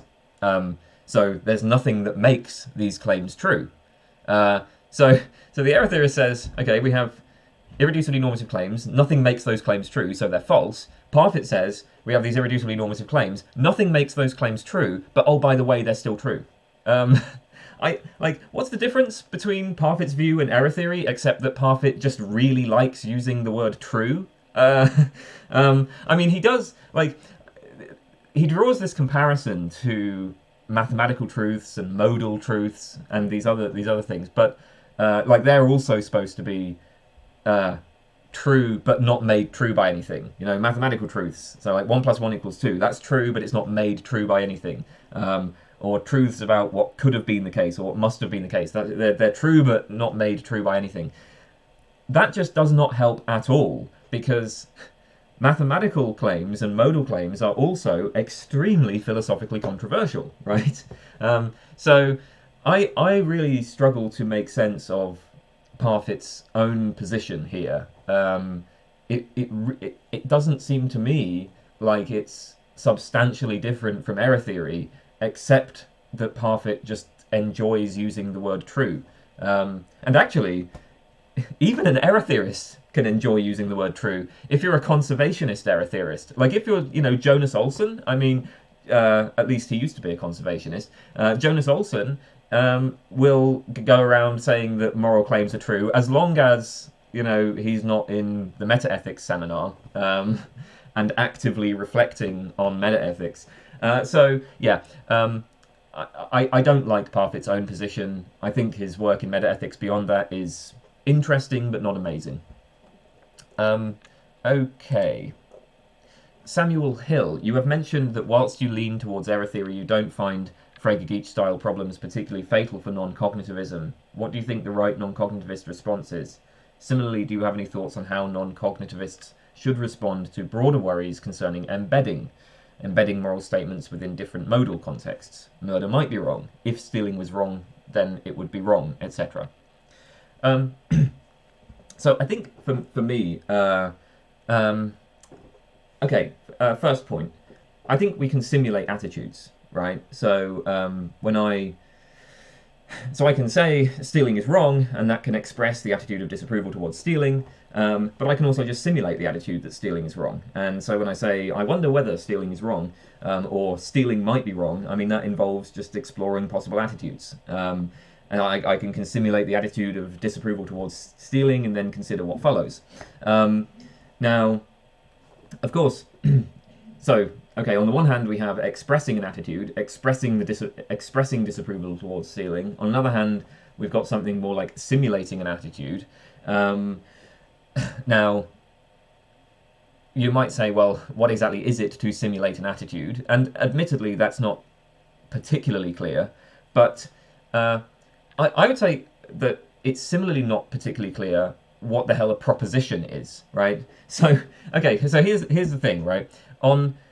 So what I'm suggesting is, okay, an expressivist can appeal to something like, you, on the one hand, when you make a moral judgment directly, you're just expressing an attitude, and then when you embed moral claims, maybe what's going on is more like simulating an attitude, and those things are going to be different. The claim is going to be that there's some sort of sameness of attitudinal content. Now that is unclear. It is mysterious what that's supposed to be. But I think propositional content is also unclear and mysterious. So I don't really think that on the standard view, we're saying that what is preserved from, so what is the same when somebody makes a direct moral judgment versus embeds a moral claim in a larger proposition? We're saying, okay, what is preserved is propositional content, right? But I think propositional content is just as mysterious as attitudinal content. So, I mean, at least part of the reason why I suppose I'm sympathetic to non-cognitivism here is because, in general, when it comes to meaning and propositions and so on, I'm inclined to view this as a kind of idealization. So I don't think that the non-cognitivist has more of a problem. I mean, maybe they do have a problem, but it's certainly no more of a problem than the standard view has. So that's one point. Another point is that I think we can quite easily manipulate and logically evaluate sentences that are actually just outright meaningless. I mean, we do this all the time in formal logic. So I can say, if P, then Q. P, therefore Q. And I can recognize this as a valid argument form. I can manipulate these schematic propositions. Now, when I say if P, then Q, P doesn't mean anything, right? It's just a variable. Doesn't actually have a meaning. So similarly, then, if killing is wrong, if killing is X, then killing Frank is X. Killing is X, therefore killing Frank is X. Well, in this case, X just doesn't mean anything at all. But we're still capable of manipulating sentences containing X. We're still capable of like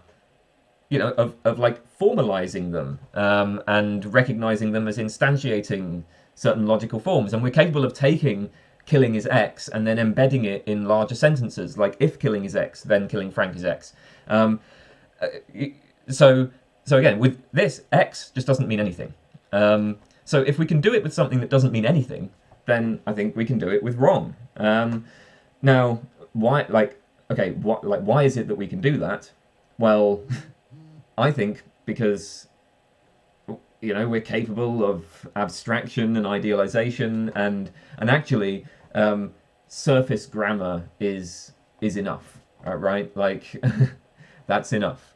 I think the general point I would make is that, as I see it, so what a lot of metaethicists have been focused on is preserving the logical relations between moral sentences. But I think that project has very little to do with how moral sentences are actually used. Logical relations, I think, can be preserved just in virtue of the surface grammar. And that's going to come apart from the meaning, from the attitudes that we express when we use these sentences, which is going to be highly context dependent. So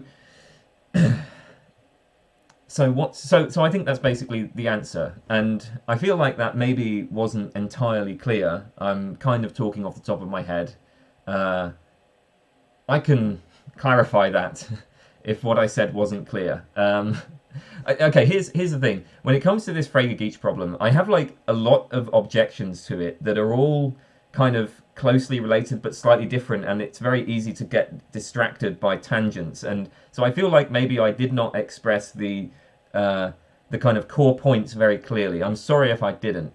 I can clarify maybe in a comment or something, or maybe I should just make a video on it at some point. But hopefully I said something there that would express a little bit about why I'm not so troubled by the Frege-Geach problem. Okay, SAPERE AUDE. What is the most important problem in philosophy as far as you know? There isn't one. There are many important problems in philosophy. I guess if you really pushed me on this, I'd probably say something like skepticism in epistemology. That feels like cheating, though, because is skepticism in epistemology really a problem? I mean, there's like 50 skeptical problems. So there's actually a whole bunch of different skeptical problems. But I think you can kind of frame this as a single problem, because you can frame it as there's a particular task that some epistemologists are interested in, which is responding to the skeptic. Okay, so there are a bunch of epistemologists who want to know, like, how do we refute skepticism? And that's the problem. And that problem has driven an enormous amount of really important philosophical work from both sides. So you have the skeptics who are generating these skeptical arguments, you have the people trying to respond to them. A lot of these skeptical arguments, well, there's lots of fascinating skeptical arguments, and they kind of pop up in all sorts of different contexts. So you have like general skeptical arguments, like Agrippa's trilemma. You have arguments that like target specific things, like the foundation of science, in the problem of induction. And then you've got people coming up with sort of clever ways of either trying to refute the arguments or trying to show that, like, okay, well, maybe these arguments actually succeed, but you can still do the practice in question. Like, maybe we don't need to solve the problem of induction. Maybe we kind of show how science can get by without induction, that sort of thing. And so this back and forth, I think, is the thing that I'm most interested in, and to me, that's probably philosophy's most significant contribution. Now, again, is skepticism a single problem? Maybe not. Maybe that's cheating. But that's what I'll say. Scrubbles by DJ Gunbound. When you read or watch Graham Priest on the notion of everything and nothing, would you have any kind of objection as he elaborates on how objects would have an ontological dependence on nothingness, thus concluding that absolute nothingness is the ultimate foundation of reality, similar to Kitaro Nishida's thinking? And if you still can't watch it, can you conceive of a metaphysics where there isn't an Aristotelian substance as an ontological element of things as occurs in various Eastern traditions? I actually have watched that now. My friend Jax kept badgering me to watch it, and apparently I have YouTube commenters badgering me to watch it. Anyway, I can say I watched it a couple of months ago, and I honestly don't remember anything from it, so clearly it didn't leave much of an impression on me. I think my take on this is that nothingness is very fascinating from a kind of phenomenological point of view. I mean, we can think of nothingness like from and I think this is the case actually in these East Asian traditions, right? Like, so we can think of this phenomenologically. We can think of this from the point of view of our experience, from the point of view of the self. So, I really like Max Stirner. Stirner has this view of the self as nothing, and like insofar as it is nothing, it's therefore like limitless, and it like can appropriate anything. Various things can be, there are various things like appropriated by me. Okay, so I might say, I might sort of take my body as being mine, or I might take various objects as mine, or thoughts and desires. I can kind of take them as mine. I can appropriate them, but none of them are actually identical to me, right? What is it that I like? What am I? Once I kind of remove the things that have merely been appropriated, well, just nothing. It's just this like propertyless awareness, right? Like so consciousness, the self is just nothing. It's and that's kind of fascinating. And then this kind of argument, the argument for the nothingness of the self, applies just as strongly to all other objects as well. So if I point at a tree, well, clearly the concept tree doesn't express the essence or identity of that object. That object could lose any of its any specific property. It could change size, change shape, change color, change mass, but it would still be, we might still think that it could still be the same thing. So we have like something that can change its properties or can manifest radically differently from different perspectives. Obviously, like a tree viewed from this angle is going to manifest very different properties than a tree viewed from above, or a tree viewed from the inside, right? Or a tree viewed from the perspective of touch sensation rather than vision. But you say, okay, this is all the tree. So there are all of these properties that are like attributed to the tree but are not necessary to the tree. If you ask like, well, what is the identity of this object? What is the essence of this object? It's nothing. Okay, so I am nothing, the tree is nothing, and then, well, maybe there's some interesting things to think about that. My point talking about all of this is not to come to a firm conclusion, but just to explore how nothingness manifests phenomenologically, how it manifests in experience. And that is fascinating, and there's lots of really interesting things to say about that. Now, the problem is when we come to metaphysics, all right, when we start doing metaphysical theorizing with nothingness. As a like, what does a metaphysician do? Well, a metaphysician engages in the project of constructing explanatory theories. So if they're talking about nothingness, they're going to be taking nothingness as some sort of metaphysical entity, and then we use it. So we postulate this entity and then use it to explain phenomena. So we're saying something about, what do you say? Objects have an ontological dependence on nothingness. All right, so we've postulated nothingness, then there are these relations of ontological dependence, and it's part of this explanatory metaphysical theory. I think that kind of thing is misguided and really goes nowhere. I mean, it can be kind of interesting, perhaps, to engage with these different theories, but yeah, I'm on the more empiricist side here. I think like explanation by postulation, metaphysics as the construction of these explanatory theories is not going to tell you anything about the way the world is. So but you know what, I don't actually remember what Graham Priest said in that lecture, so maybe what I've just said there has no relation to what he was saying. Yeah, nothingness, if you're approaching it from like that phenomenological or existentialist kind of perspective, then there's a lot of interesting stuff to say. But in terms of as a metaphysical postulate, I mean, if you want to tell some metaphysical story, go ahead. But I don't think you're uncovering the fundamental nature of reality or anything. Seb M, what are your views on the Kantian metaphysical project? Given that Kant shared many of the same reservations about metaphysics in and before his time as his contemporaries, What do you think of his attempt to redo metaphysics by reassessing the methods and aims as outlined in the first critique? Um, so, um, okay, I think that there's some sense in which I could be attributed with a kind of Kantian position. So I take it, look, Kant's view is going to be, we have no access to the things in themselves. In order to have any intelligible experience, the mind actively structures the information. It imposes a kind of conceptual scheme. And then the Kantian metaphysics is going to involve specifying the a priori conditions for experience, the conditions under which experience is possible or intelligible. So metaphysics shifts from being a question about the fundamental nature of the independent world to being a question about these universal conceptual structures, these universal conditions of the possibility of experience. I think that project is hopeless. I don't think it's an improvement. So here's the thing. I'm very much a relativist, constructivist. As I see it, there are a variety of different conceptual schemes. I think that conceptual schemes are, they're local, they're not universal, and they can be adopted or dropped, often at will.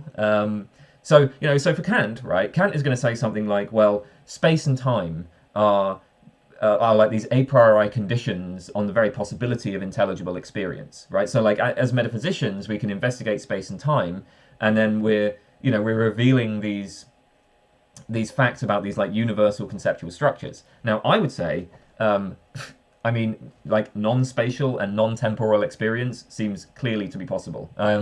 Actually, I would almost be inclined to say that I have already had non-spatial and non-temporal experiences. I'm pretty damn confident about the non-spatial one. I think that I'm really sure I've had non-spatial experiences. Non-temporal experiences, things get a little bit paradoxical, or it feels a little bit paradoxical. But I feel so. This is just through like certain forms of meditation. By the way, like having engaged with certain forms of meditation, I feel like I've got a pretty damn good handle on non-spatial experience, and I've also got some way towards getting non-temporal experience. Actually, maybe I shouldn't undersell myself here. No, I really think that both non-spatial and non-temporal experience are are available. So anyway, the point is that look, experience can be spatial, experience can be non-spatial, it can be temporal, it can be non-temporal. I don't think there are any universal like a priori conditions on the possibility of experience. There are just a variety of different conceptual schemes. Peter Lipton has this lovely phrase where he says that relativists like Thomas Kuhn and Nelson Goodman and so on are Kant on wheels. And so if you want to call me Kant on wheels, then I guess I'll take it. But I don't really see what work there is for metaphysics in any traditional sense here. The Kantian move is to say, well, metaphysics shifts from being about specifying the fundamental structures of reality to being about specifying a priori conditions on experience. Either way, what we are doing is revealing necessities. We're saying like, this is how the world must be. This is how experience must be. But you don't get that. If you're Kant on wheels, there's no necessity there, right? Experience is just malleable, and there's all of these different schemes that can shape it in different ways. Also, I see no reason to distinguish appearances from things in themselves. The way I would put it is, we make the world, and that's it, right? There are many ways of world making. We make the things in themselves, and that's that. Shahid Sultan, why are you extremely sensitive? How do you go about with having sensitive nature if it is problematic for you? You got to help me out a bit here, dog. You need to specify in what respect you think that I'm extremely sensitive, because I'm just not really sure what it is you have in mind. I think that I wouldn't see myself as extremely sensitive. I mean, maybe I'm sensitive in some ways. I'm sensitive to crowds. I'm sensitive to flashing lights. That bothers me. And I mean literally, like, just physiologically, it creates unpleasant sensations in me.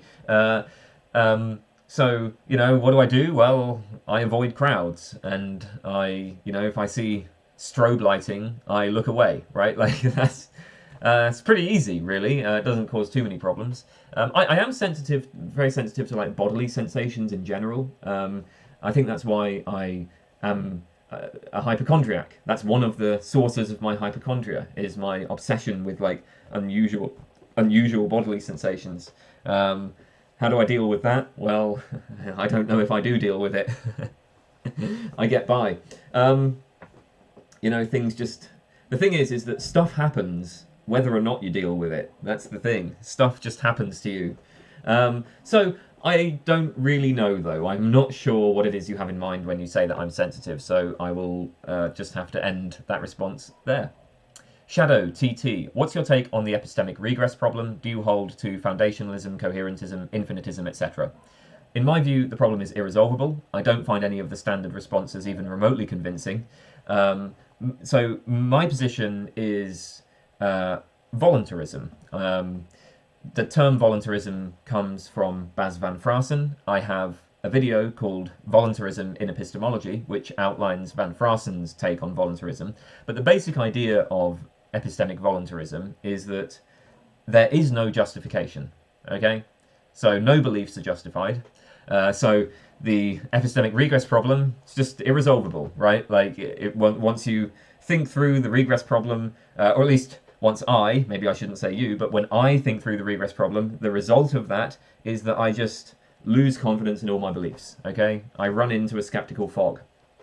So no beliefs are justified, but there's nothing irrational about holding beliefs without justification. That is epistemic voluntarism. So we just form beliefs at will, and we take stabs in the dark, and you kind of hope that you've got the right answer, but that's it. That's as far as it goes. So yeah, there is no justification. There's nothing irrational about forming beliefs without justification. That is the voluntarist position. And so that's my position. So I don't accept any of the standard views with respect to the epistemic regress problem. Silas Abrahamson. Given your other views, I would assume that you are a semantic nihilist, i.e. hold the view that vague concepts fail to hold propositional value. If not, how do you solve Socrates' paradoxes? Would you think that well-defined composite objects exist? For example, something like the object consisting of atom X, Y, and C at positions P, Q, and R, or something like that? Or would your mereological nihilism go beyond semantic nihilism? I might be some sort of semantic nihilist, but for like Kripkensteinian reasons. So like there are general arguments for meaning skepticism, and maybe on the basis of that you could call me a semantic nihilist. But putting that aside, yeah. So I'm a constructivist about objects. I don't think there are any natural kinds, and I think that we make the objects, right, by imposing particular conceptual schemes. We create whatever objects there are. We draw the lines. So, okay, what's the solution to the Socrates? Well, it's pretty... I mean, from the constructivist point of view, it's pretty straightforward, right? So, okay, Socrates is going to say, one grain is not a heap. If n grains is not a heap, then n plus 1 grains is not a heap, 2 grains is not a heap, etc. And then you end up saying that 1 million grains is not a heap. The solution here is that, well, first of all, we never actually perform that reasoning.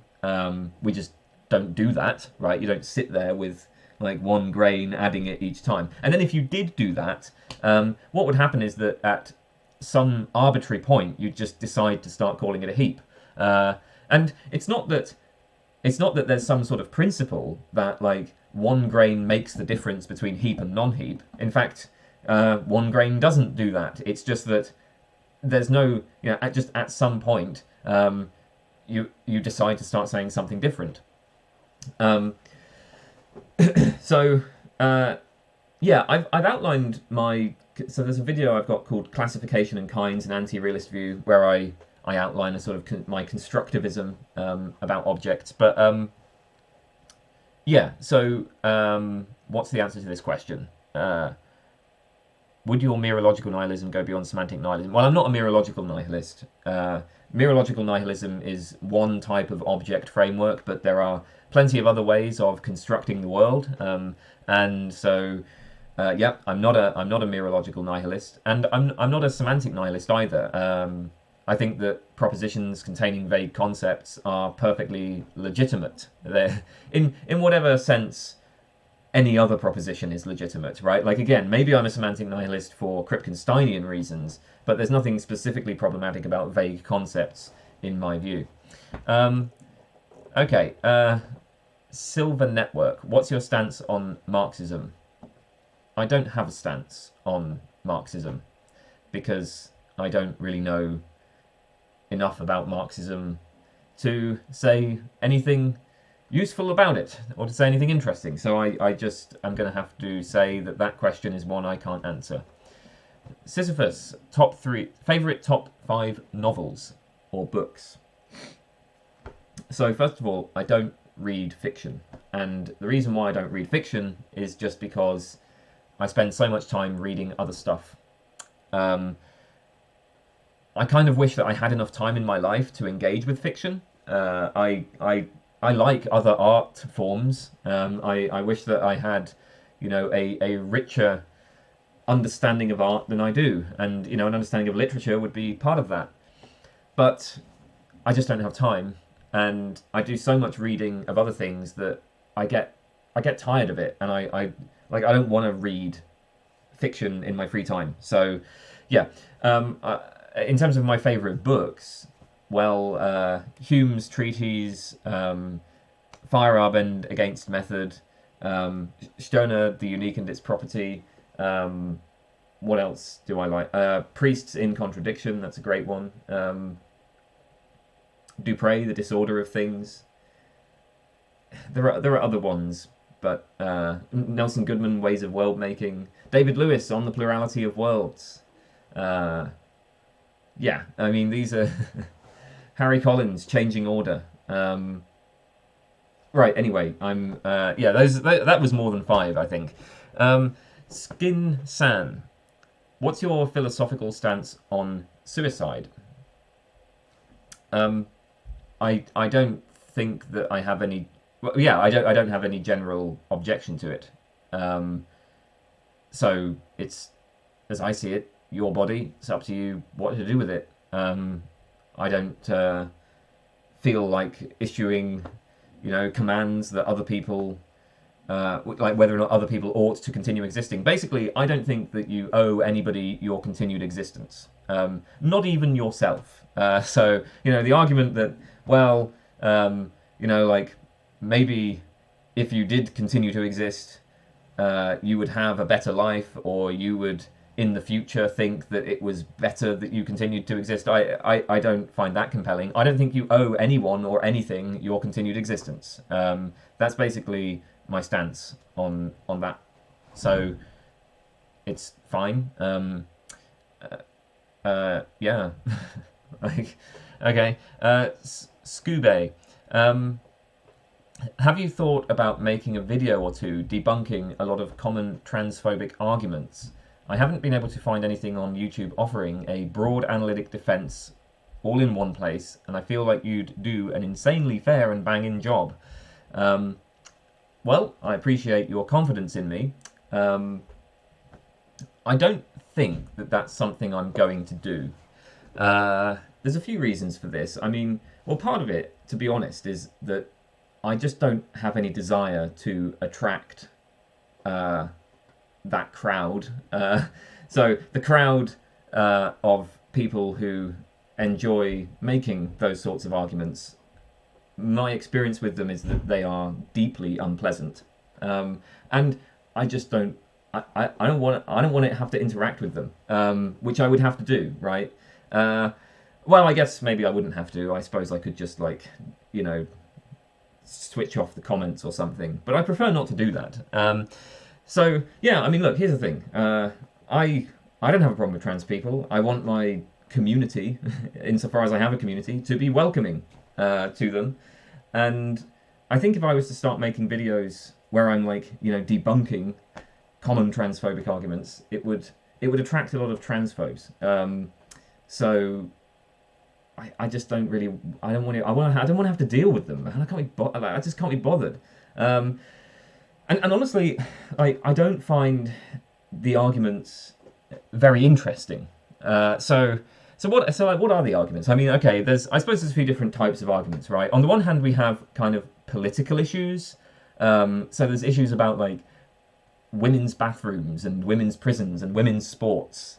So there's these issues about like single-sex spaces and then like how do we preserve? Well, they like to talk about sex-based rights, don't they? All that kind of crap. So these kinds of political issues, I just don't care, right? I have no interest in that whatsoever. I don't even want to have to think about it. Then there's arguments that appeal to, I guess, what you might call like broadly metaphysical or maybe just psychological views, perhaps, about the nature of sex and gender.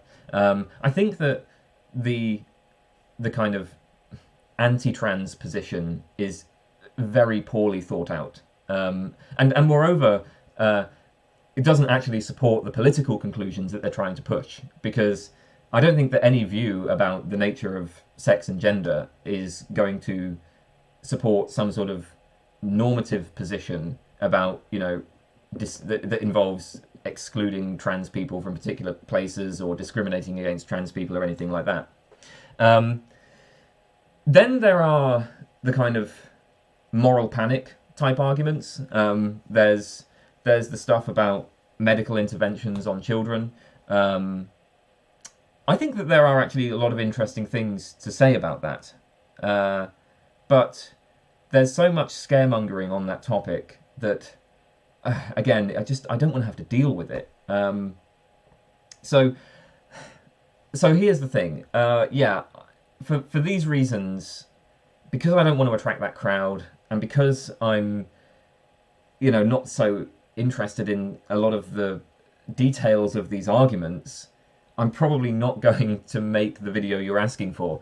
And the other thing to bear in mind is, look, at the end of the day, I'm not an activist. I mean, there are other things that I believe in quite strongly. So, like, I'm really strongly committed to open borders, and I might actually be more strongly committed to that than to like trans rights, broadly speaking. I mean, like, if you gave me a button that was, so okay, there's the open border button or there's the trans acceptance button. Which one do I press? I don't know, man. I think I'd probably press the open border button. But you might notice I've made no videos on that.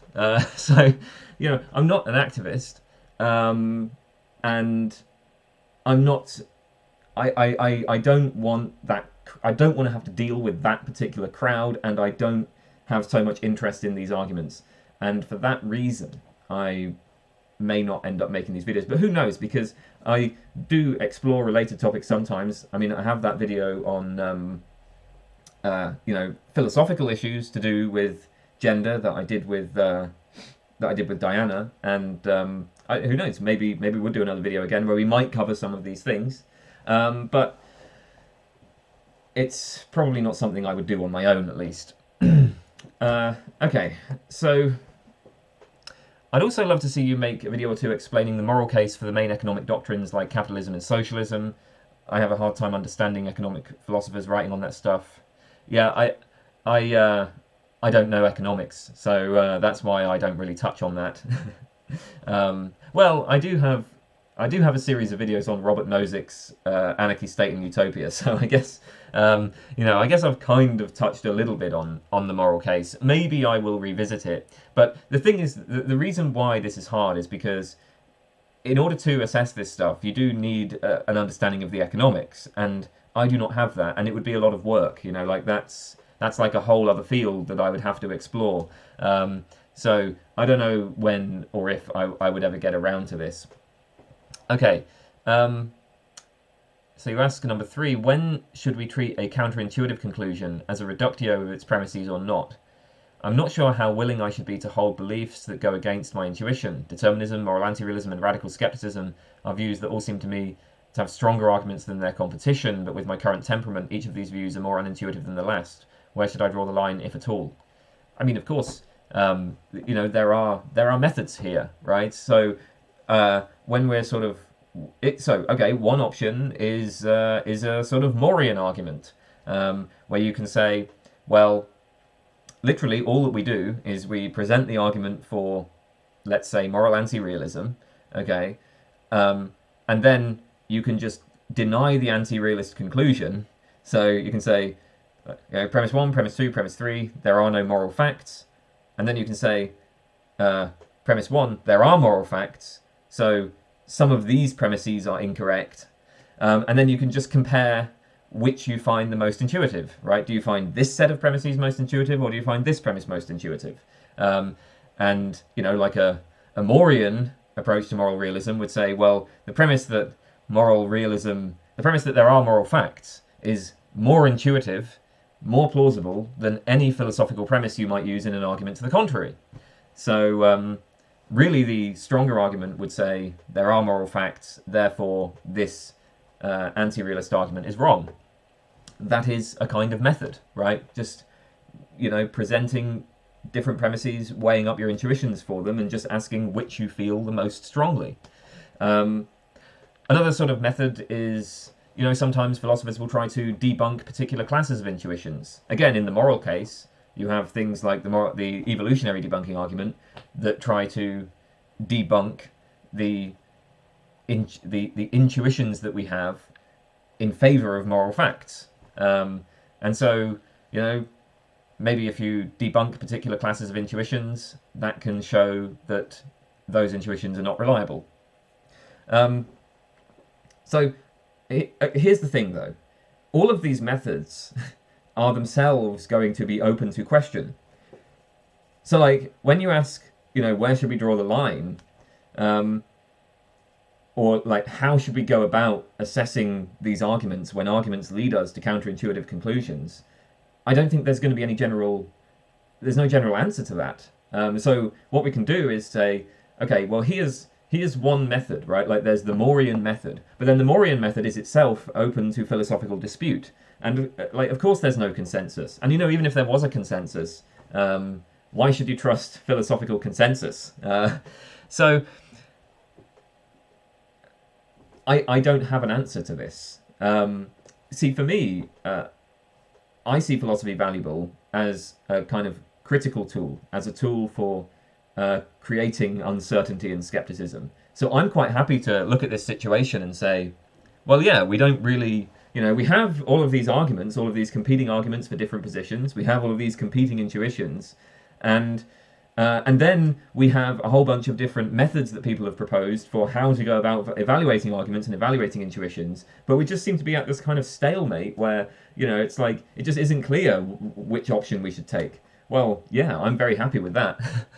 That's a situation that I quite like.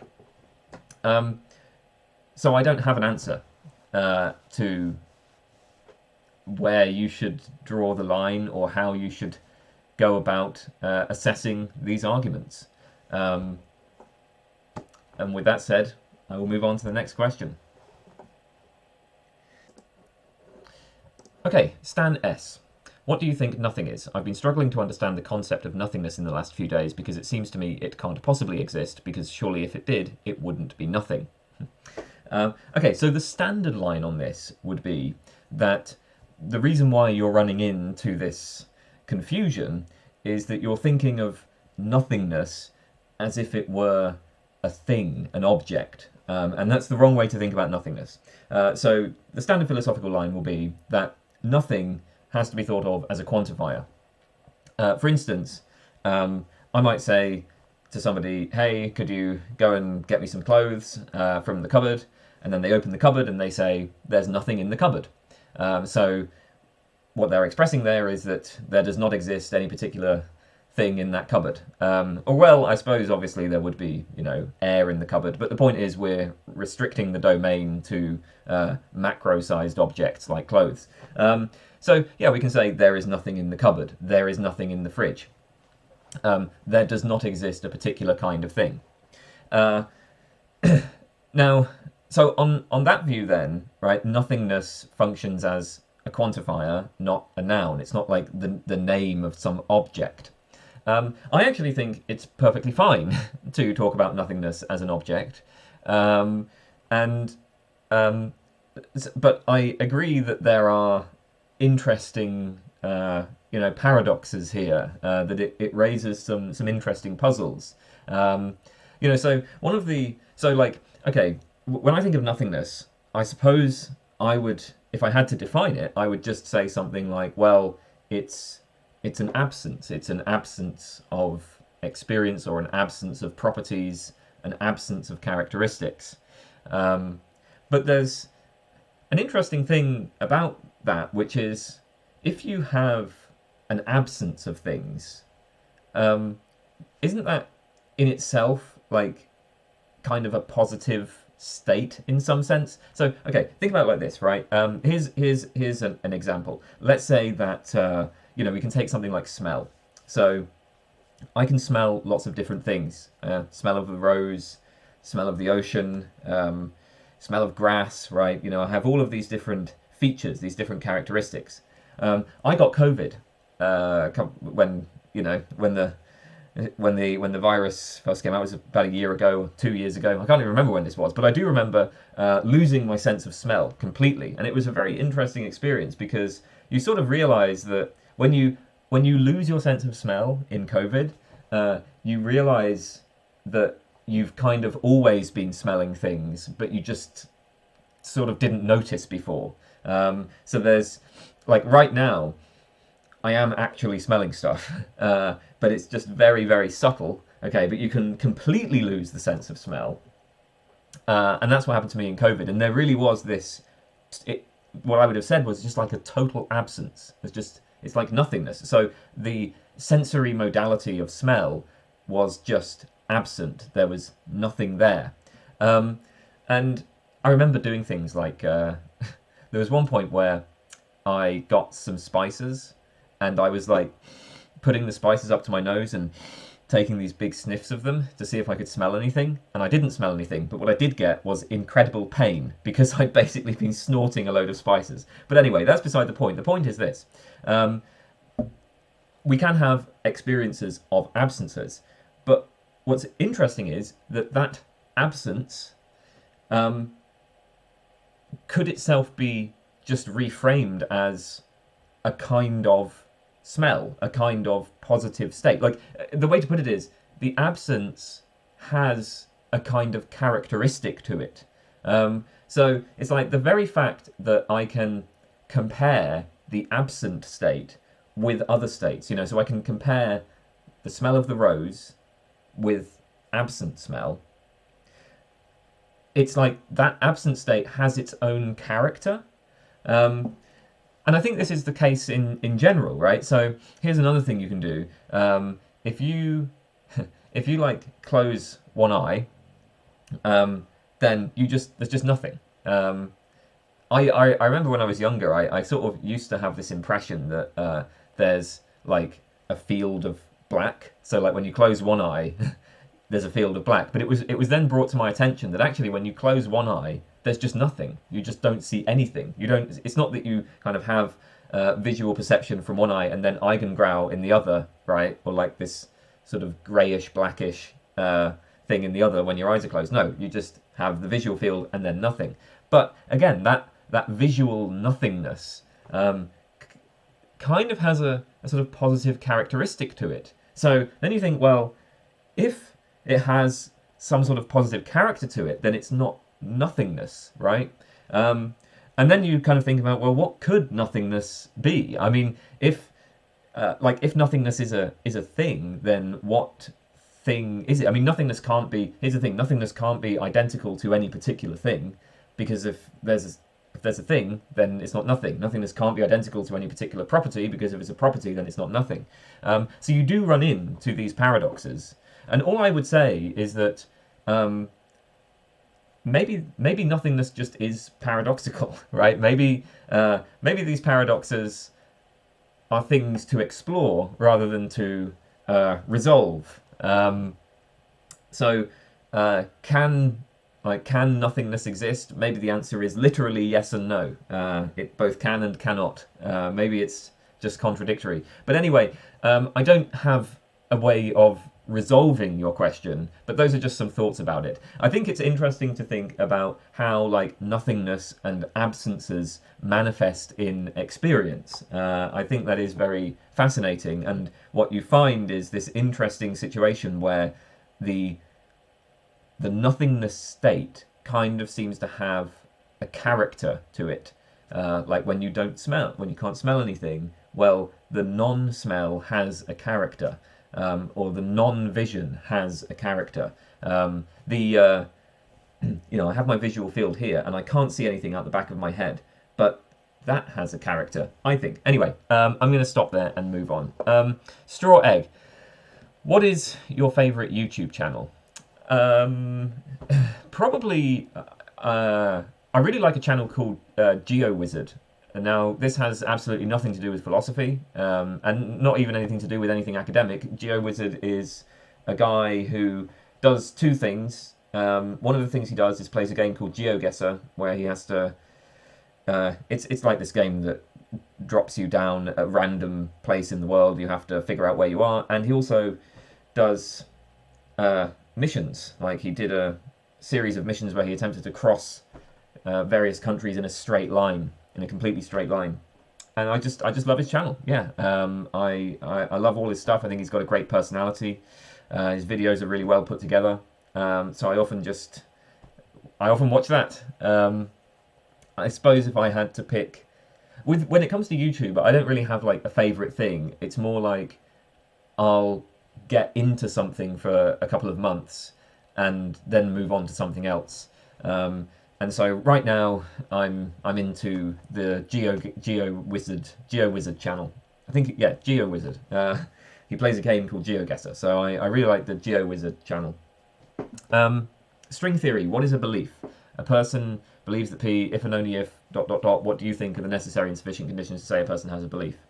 I really don't have a theory of belief. I think belief is one of those words that it means lots of different things in different contexts, and I'm just fine with that. So yes, a belief can be a kind of representation in a person's mind. You can think of it that way. A belief can be thought of as sort of dispositions. So, I will look at how a person behaves and attribute beliefs to them on that basis. And maybe, I just use like verbal behavior. So I can ask somebody, do you believe that P? And if they say yes, well then that counts, right? I'll attribute that belief to them.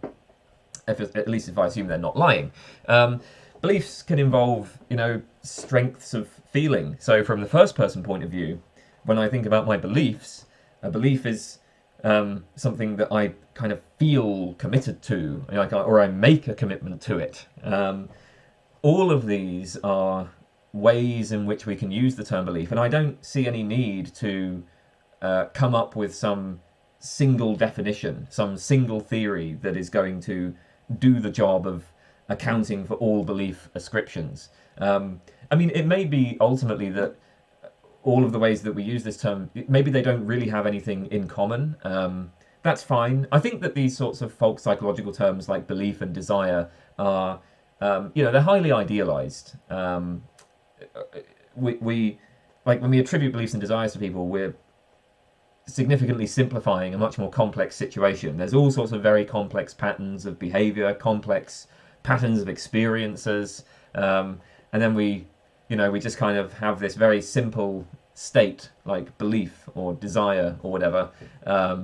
And yeah, it's a simplification, but it's very useful. So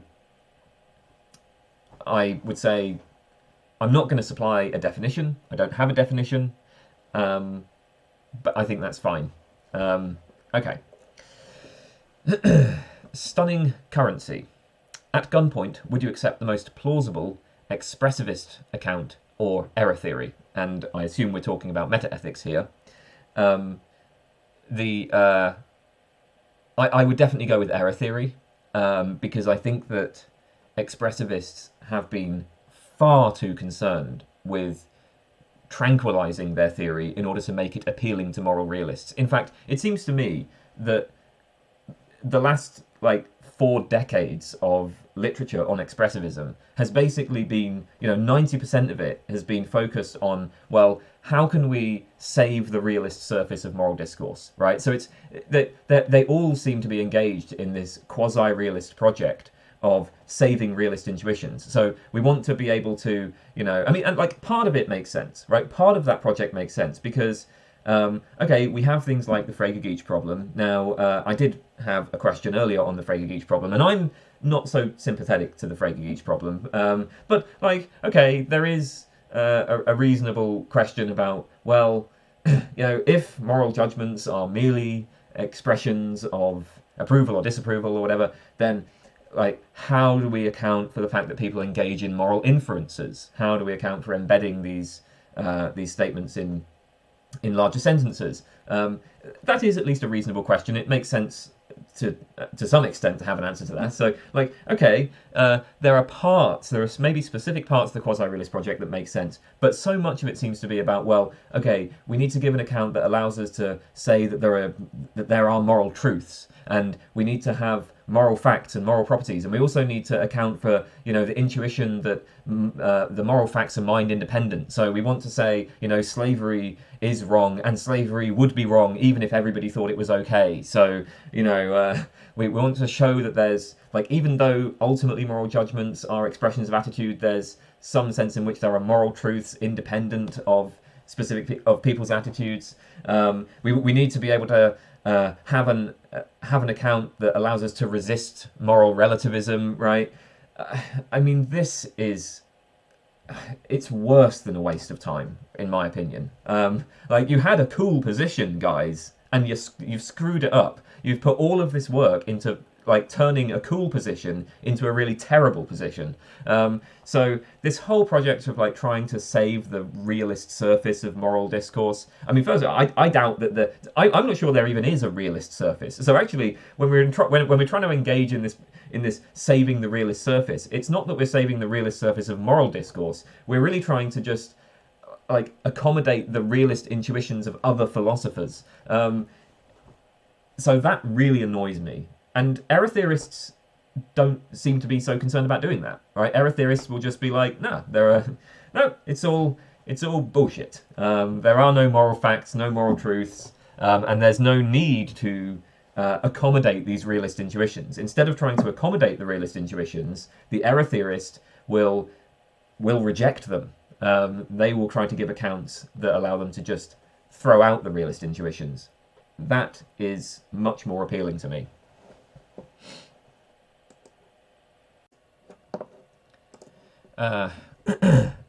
Sylvester Forgo.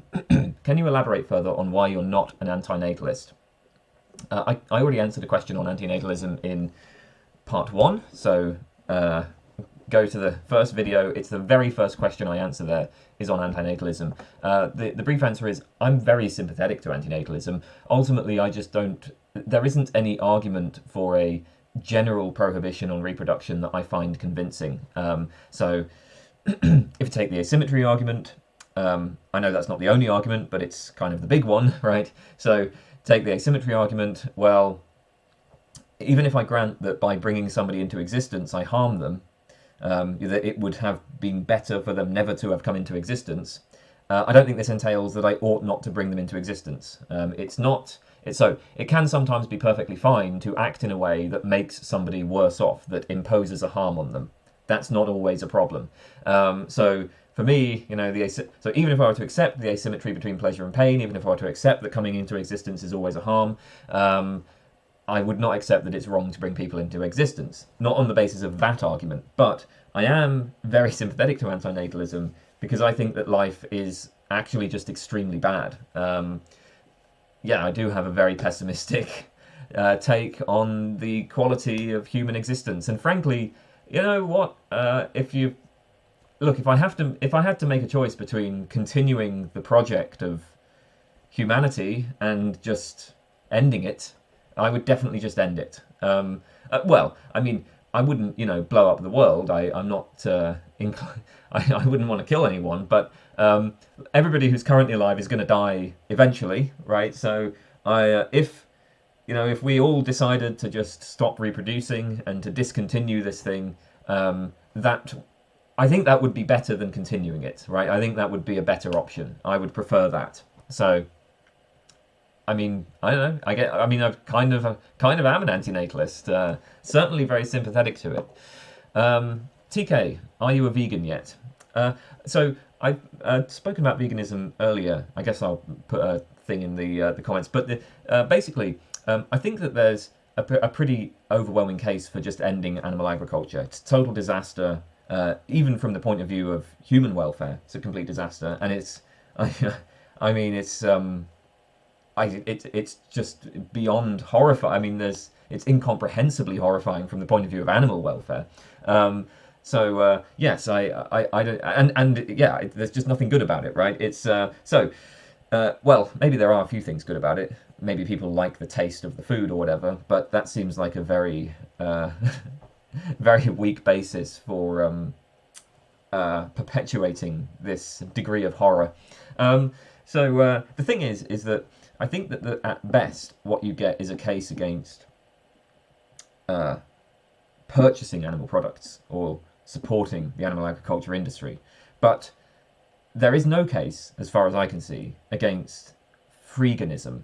There are other ways of acquiring animal products, and some of them actually might have benefits over purchasing vegan food. So, if you are rummaging through garbage bins and, so sometimes, for instance, shops will just throw out lots of food. Lots of food goes to waste, right? If you're acquiring that food and it happens to contain animal products, that seems really good to me. That seems worthwhile, reduces waste. So I don't think there's a good argument against that. And therefore, what I would say is stop purchasing, but you don't have to stop consuming. Tab Typer. Question about enjoying pain. You said that you liked agitating a mouth sore. You enjoyed the pain. Well, what if you didn't have control over it? What would you still enjoy the same sensory event the same? I think that pain isn't physical, as the experts say, but just a circular assessment tied up with not liking of a given situation, and so therefore the circularity would make it impossible to like pain. You must be obtaining some pleasure from the sensation in question.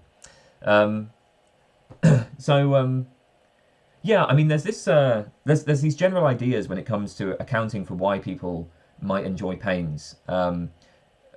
They're called hedonic compensation theories. So the idea is that actually pains are just always going to be negative, but there are some pains that will produce like other sensations that are pleasurable. So maybe that's what's going on when people are like masochists or whatever, or when I'm agitating the mouth ulcer. Okay, that causes pain, that's unpleasant, and I wouldn't do it, but I get pleasurable sensations.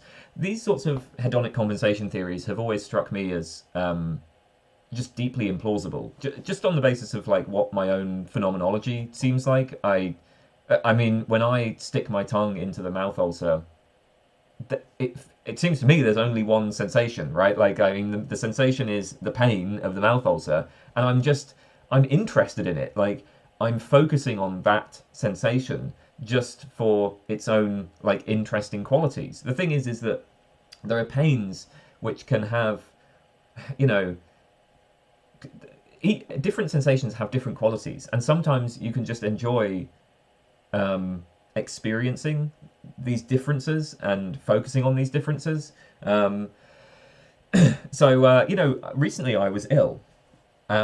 So you asked about whether I would enjoy the same sensation if I didn't have control over it, and I think that I might. So yeah, recently I was ill. I had really serious nausea and vomiting for a couple of days, and of course I had no control over that. Certainly no control over the nausea. I had these like just waves and waves of nausea. I had to, and here's the thing, at the same time as I was getting this nausea, I felt just exhausted. My whole body was just like drained. All I wanted to do was go to bed. But every time I went into bed, I had intense nausea and I had to get back up and stand by the toilet, and I'm just like, oh God, I'm really, it's, you want to say like, okay, this is surely deeply unpleasant, and of course it's not really something I would have chosen, but interestingly, even though this was, this involved nausea, it involved pain, it involved exhaustion.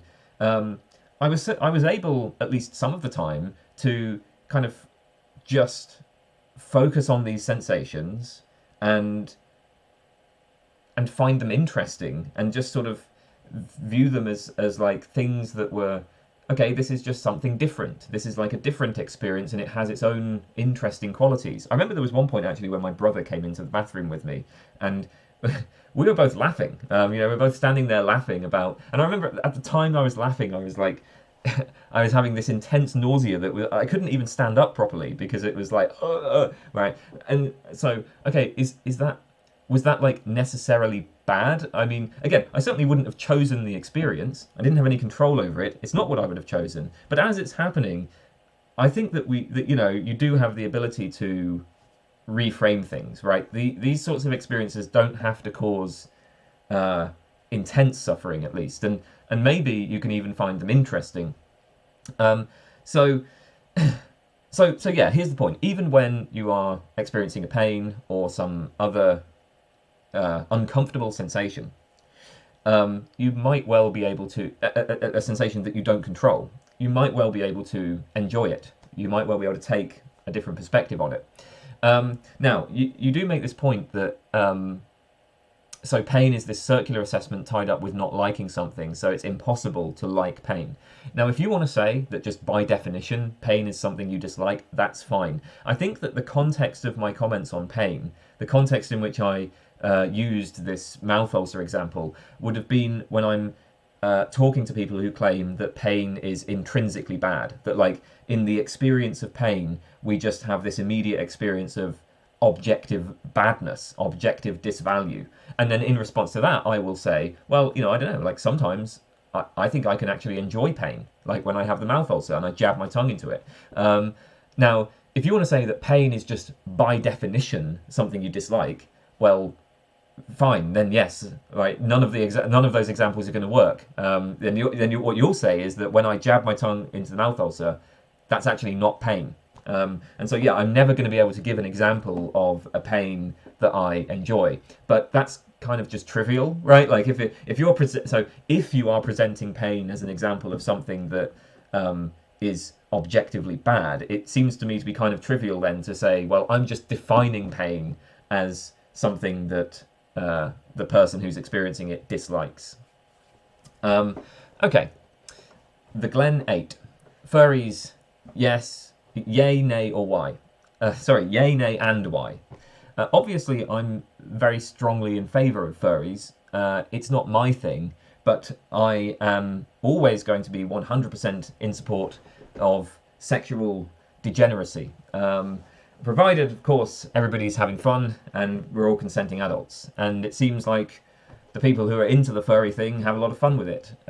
So, yeah, I mean, I don't get it, but, okay, so people want to dress up in dog costumes and engage in sex acts. Okay, why would that be anything other than a yay? I think sexual pleasure is great. It's one of the very few things that makes life bearable, and so I'm certainly never going to interfere with or get on a moral high horse about people exploring the possibilities of sexual pleasure.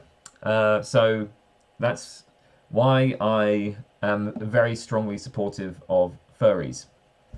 The Josh 12694. If you had to press one of two buttons, 1, you die instantly, painlessly. 2, you become unable to die ever. Which would you pick and why? This is a really hard question. If you'd asked me this a couple of years ago, it would have been a really easy question, because I used to be absolutely terrified of death.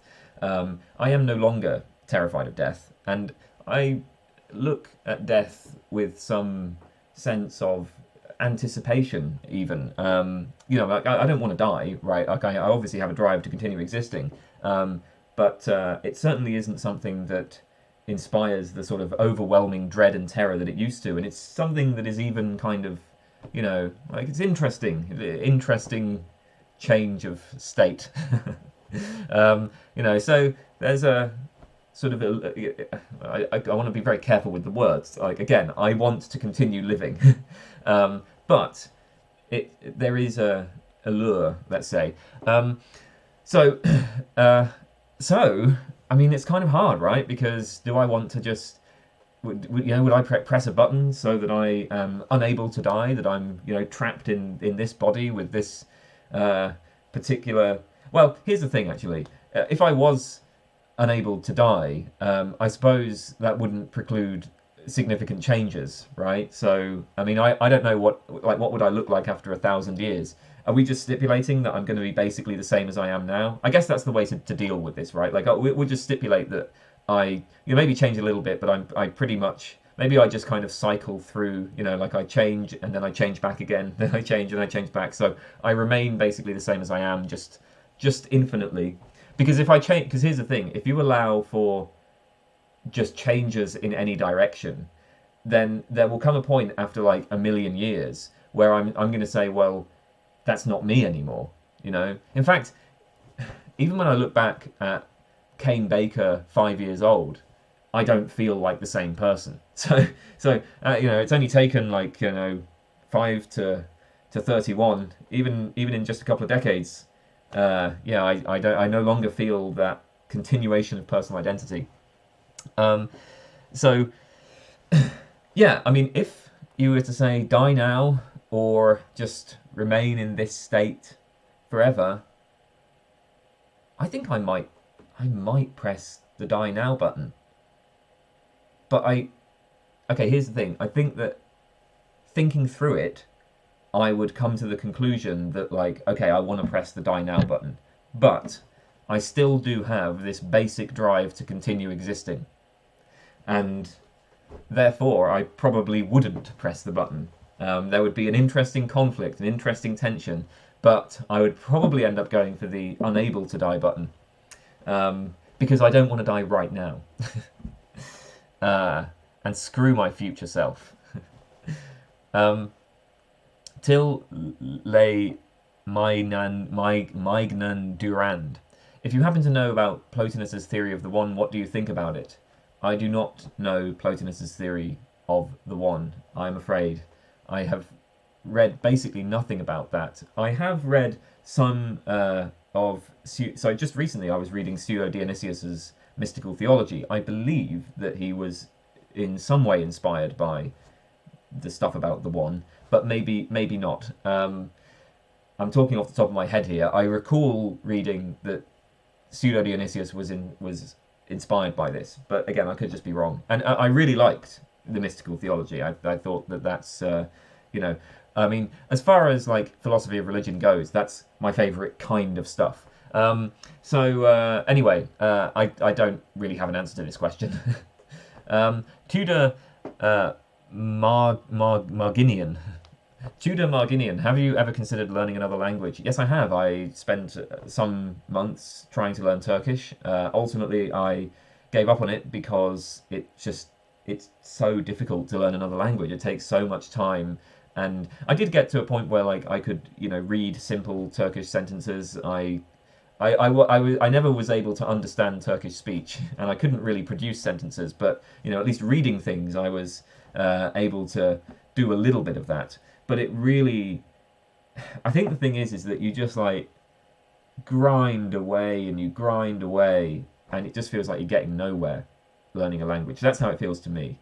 It's not like philosophy where, okay, maybe you do a little bit of grinding, but like after a couple of days or a week, you know, you get it, or you get the new idea, right? Learning a language ain't like that. You're just you're just working and working and working and feeling like, oh my God, I know nothing. Turk Baikal, why aren't you Christian? Well, first of all, nobody's ever presented anything that I would consider to be a good argument for the existence of God. And And then, of course, even if you did present a good argument for the existence of God, you'd have to then convince me that it's the Christian God specifically. And I think that's a gap that's going to be extraordinarily difficult to leap. So, yeah, I mean, one part of it is just, there's nothing that's been presented to me which I have found compelling. No reasons.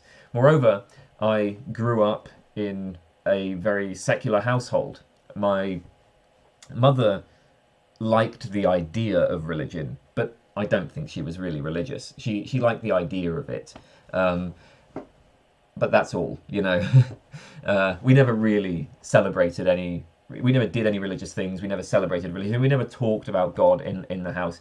And my dad just isn't religious at all. So there was no religion in my house. And then in my broader social environment, I mean, there was a bit of religious stuff at my school, but not much. My friends weren't religious. Religion has not been part of my life. So it's not like I had previously been inculcated into the tradition. No, when I come at religion, I come as an outsider. And so then it's like, okay, well, what are your reasons? You're going to have to convince me. And nobody has presented any convincing reasons. Moreover, I honestly it just doesn't seem like a very good thing to get into. It doesn't, so there are some ways in which religion can have positive impacts, right? And there are some traditions which are connected to religion that I think have done good things. When I think of movements, in some South American countries, they had liberation theology that was tied up with certain socialist movements. And I think they, may well have been doing good things. But when I look at sort of my culture, so I'm thinking about, kind of the West, English-speaking world, it just seems like religion is kind of awful. In terms of when religion is granted any sort of political power, it uses it to impose what strike me as deeply repugnant values. It just doesn't seem like something that is contributing much that's positive. And that's on the sort of broader political level. And then just on the personal level, the kind of communities that exist within religion, the church and stuff, it's not appealing to me. I mean, the people there, their sort of values are not particularly in line with mine, right? Like, if I was to start going to church and interacting with that community, I don't think that I would, that would not be a group of people who really resonate with me. And so there's just nothing. It's got nothing going for it from my point of view. Understand. Is there a relation between truth and logic? Can there be an illogical truth? So I take logic to be the study of patterns of truth preservation. Or at least that's the way that philosophers use logic. I mean, really, when we're... So look, there are many uses to which logic can be put, right? Ultimately, there are a whole bunch of different formal logical systems, and there are loads of contexts in which you might apply those formal systems. As far as philosophers are concerned, right, what we're interested in is logic as a tool to study patterns of truth preservation. So what we say is, an argument is valid just in case the truth of the premises guarantees the truth of the conclusion. So if the premises are true, the conclusion must be true. Then we say the conclusion can be derived from the premises. Of course, the premises may not in fact be true, but when we have a logically valid argument, then if the premises are true, the conclusion must be true. So if P then Q, P therefore Q. Well, that is a valid argument form. And what makes it valid is if the premises are true, so if P then Q, and P, if those claims are true, then Q must be true, at least according to classical logic. So anyway, yeah, what we're doing with these formal systems in philosophy is studying patterns of truth preservation. I think that's the important connection between logic and truth. You ask, can there be an illogical truth? I'm not entirely sure what it would mean to say that you have an illogical truth. I mean, you can have a true conclusion of an invalid argument. So, I can say something like, if Socrates is a man, then Socrates is mortal. Socrates is mortal, therefore Socrates is a man. Now, that argument is invalid. The truth of the premises do not guarantee the truth of that conclusion. But, as it happens, the conclusion is true. Socrates is a man. It's just that his, so if Socrates is a man, then Socrates is mortal. Socrates is mortal, therefore Socrates is a man. That's an invalid argument. That's affirming the consequent, because, Socrates could be mortal, but he could be a fish. So yeah, like you could have an illogical truth in that sense. There could be a true conclusion of an invalid argument. Or there could be a true statement that is just not expressible in a formal system. So take the statement, London is west of Berlin. That's true. Or 1 + 1 = 2. That's true. Now, what happens if you symbolize those statements in propositional logic? Well, if you're just using propositional logic, then you just symbolize them with the variables P and Q. So London is west of Berlin would be symbolized P. 1 + 1 = 2 could be symbolized Q. And that's it. Propositional logic can, it has variables for sentences. It doesn't have any greater expressive power. So the point is that obviously, like P, that's not a logical truth, and P doesn't tell us anything about what makes London is west of Berlin true. Q doesn't tell us anything about what makes 1 + 1 = 2 true. Of course, there are other logical systems that have greater expressive power, but yeah, I mean, you can state a true sentence where what makes that sentence true is not expressible in the logical system. So maybe that would be an illogical truth. I don't know. Those are just some ideas. Okay, unstable PC. Have you ever been interested in learning some of the hard sciences, e.g. mathematics, physics, biology? When I was a student, learning about those topics transformed the way I understood the world. I can't begin to describe how profound of an impact they had. At the same time, I've been frustrated by how armchair philosophers often misunderstand and misuse their results. Well, I mean, I did learn quite a bit about biology, hence why I have a whole load of videos on philosophy of biology. I have a philosophy of biology playlist, if you are interested in that. I also like astronomy as well. I try to keep up with astronomy. So I suppose biology and astronomy are the sciences I'm most interested in.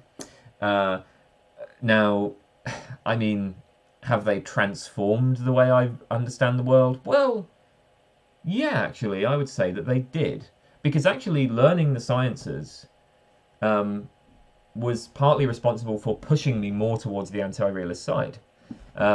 So now that I think about it, yeah, I would say, so here's the thing, right? Although, so for me, the scientific realism, anti-realism debate is a fairly, it's not a debate that kind of, that necessarily has to appeal to the fine details of scientific work, right? When we're discussing, inference to the best explanation, and then there are problems such as the best of the bad. So, there's the bad lot argument, for instance. That kind of argument, or underdetermination arguments, those kinds of arguments don't have to appeal to the specific details of scientific work. But I found when I did engage more deeply with the scientific work, I found the material for supporting other anti-realist arguments. So I have a video on the idealization argument. I think that's in my scientific realism series. So if you type in scientific realism idealization, that argument is an argument that I think is, that's supported by the details of how idealizations are used in science, by the promiscuous use of idealizations in scientific modeling. And so, yeah, learning these things was valuable, and it did have an impact on how I see things. I don't know whether I would say it was like a massive transformation or anything. I think, to be honest, philosophy has been what has really transformed the way I see the world. But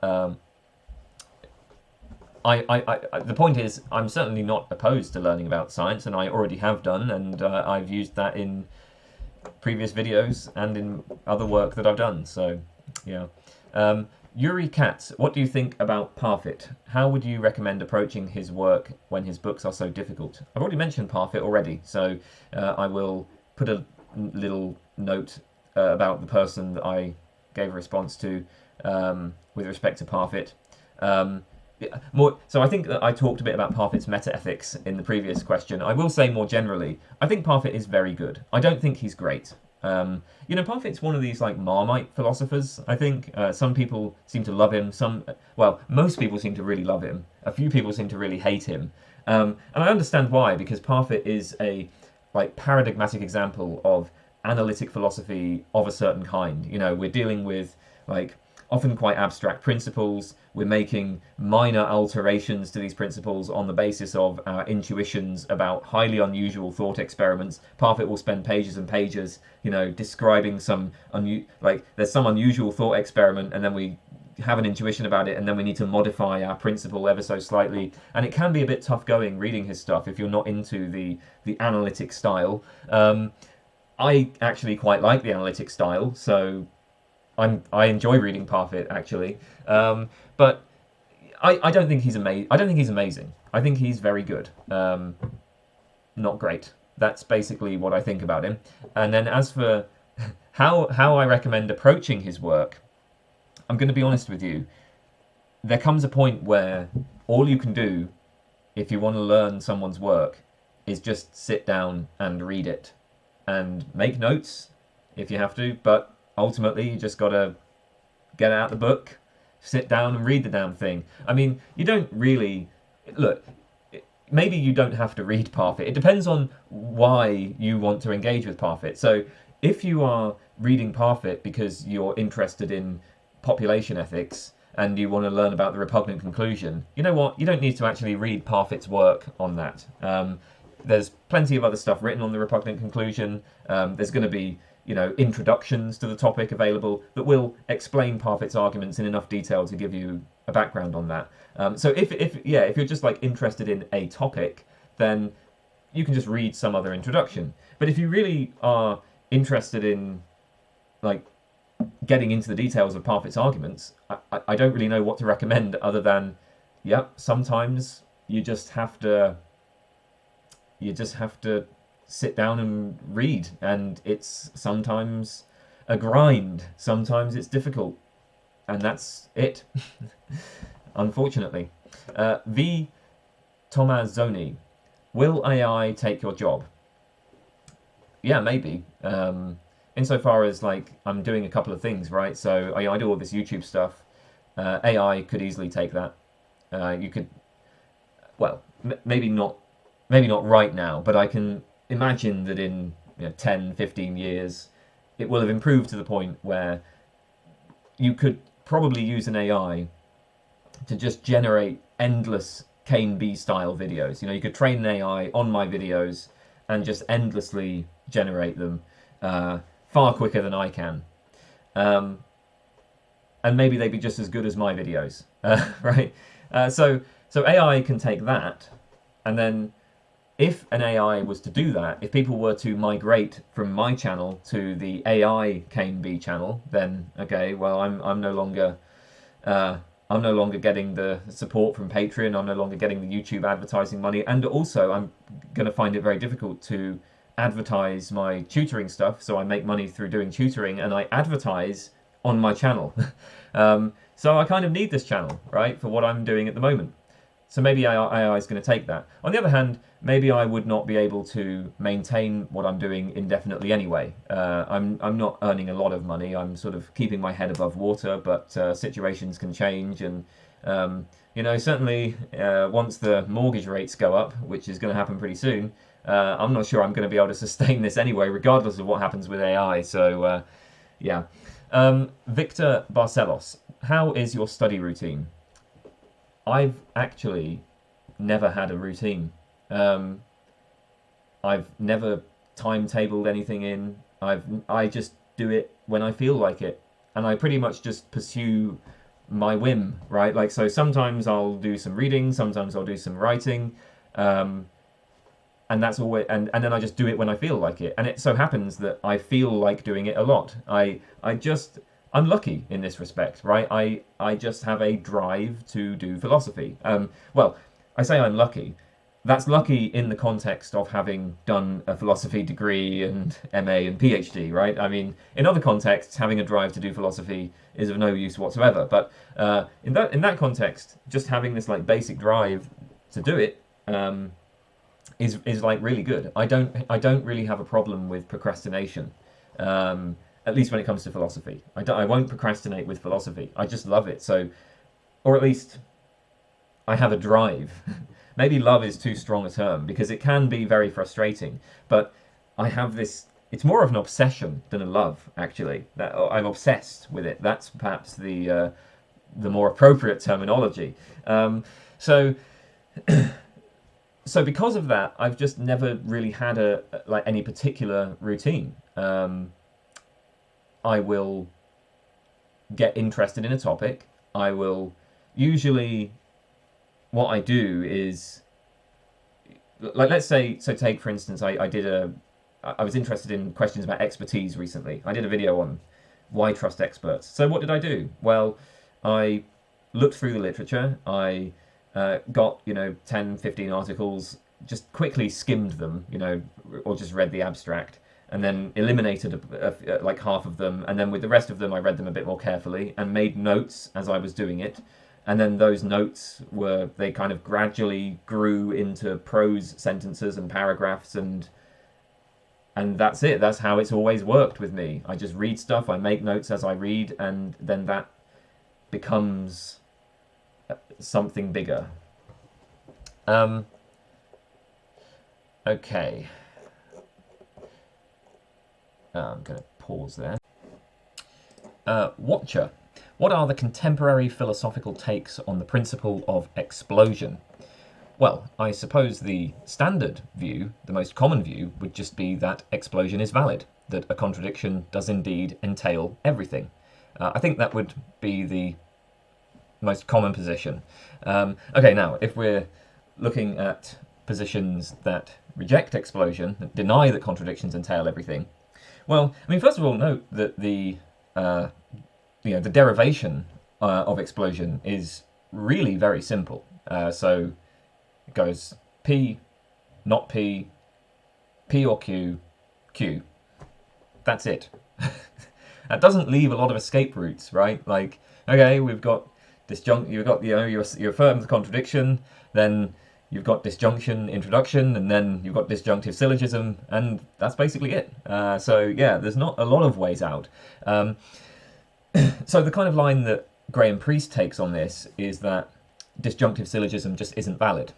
He says that disjunctive syllogism is quasi-valid. So disjunctive syllogism is valid in consistent situations. So in consistent, not inconsistent, but it's valid in a consistent situation. So as long as we're not dealing with contradictions, yeah, we can use disjunctive syllogism. Maybe we can just use classical logic. That's totally fine as long as we're dealing with consistent situations. And in fact, most of the situations that you encounter are going to be consistent situations. So in the vast majority of cases, disjunctive syllogism is fine. But disjunctive syllogism isn't valid because it's not universally truth-preserving, right? Like that form of argument fails when you are dealing with a contradiction.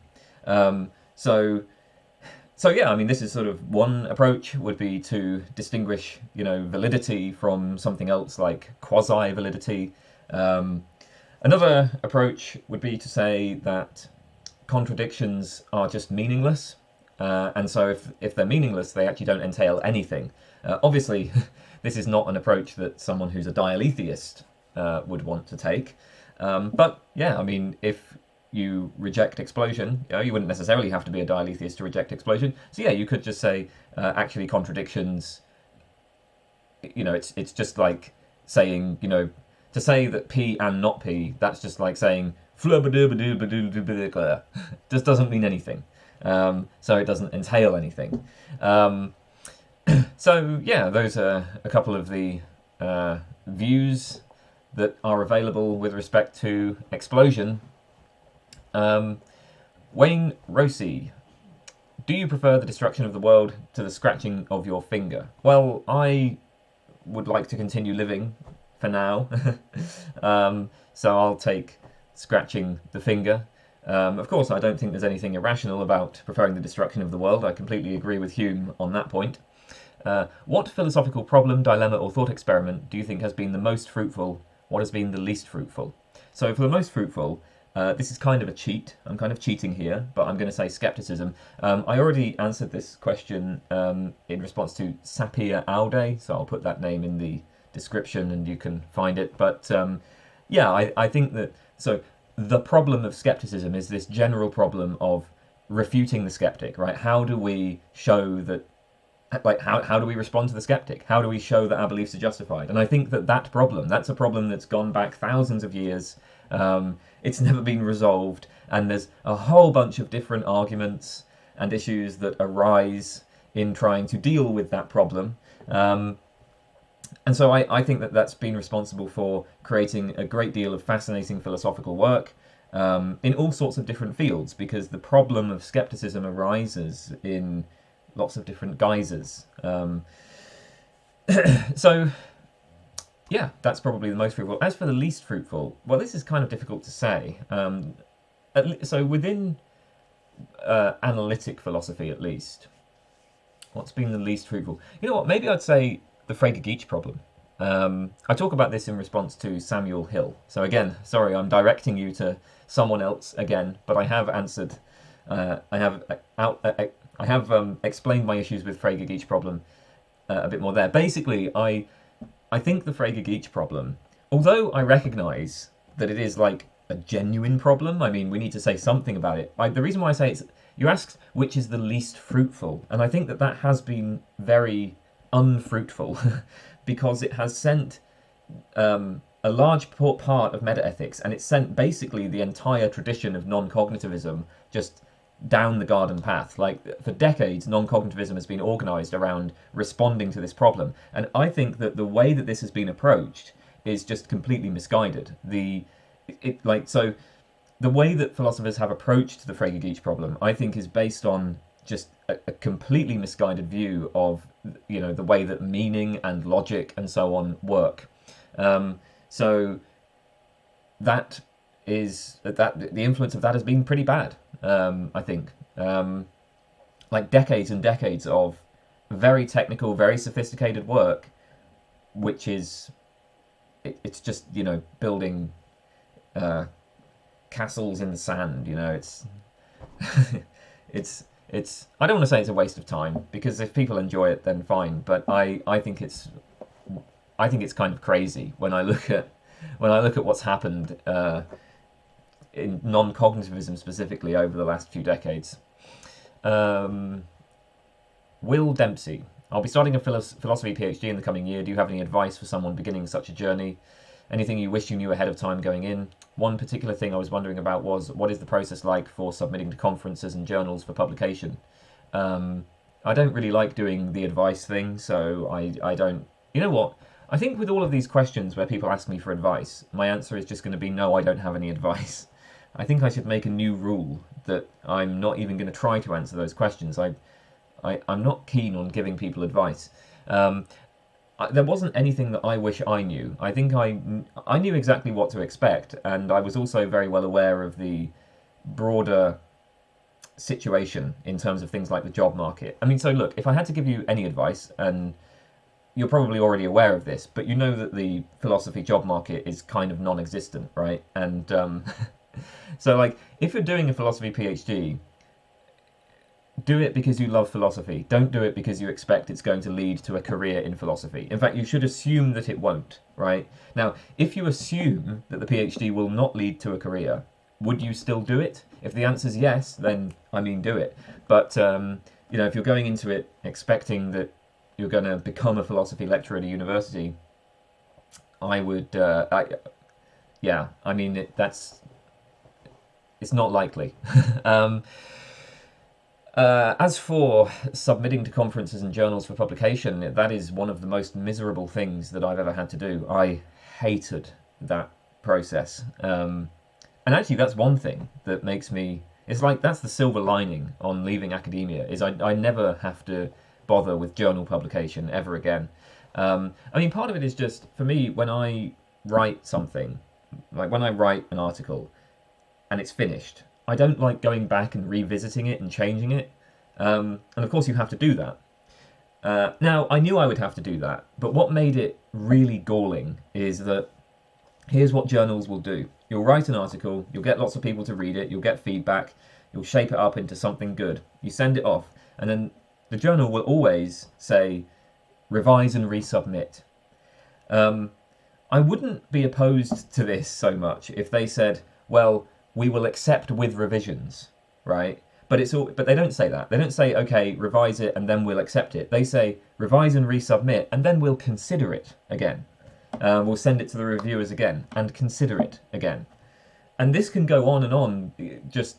That can happen several times, right? Like, so you can send something out and get it back and send it out and get it back, send it out from the same journal, and they just do this revise and resubmit thing. It's infuriating. And it's pointless as well. It doesn't make... Okay, maybe I shouldn't say this. There is a utility to peer review, but the thing is, my experience on this is like... So, I wrote an article, and this is just one example of something that happened, right? So, somebody said, okay, you have to... This article needs to include a discussion of work by Michaela Massimi, for instance. And I thought that work wasn't particularly relevant to what I was doing in the article, but okay, fine. You know, the reviewer has said this is what... They highlighted that as one serious omission from the article, okay? So I had to put that in there. So then I wrote a bit about that, sent it back off again. I get it back. And this time, though, I get an email from the editor saying, yeah, that stuff on Michaela Massimi, take it out, that's not relevant. So... You know, it's like, what? Okay, so then I took it out.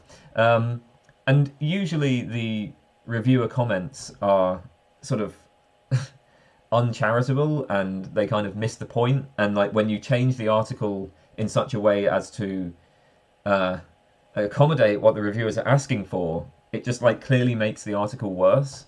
It's a really annoying process. So that's my feeling about it. William asks, fan of Johnny Sins.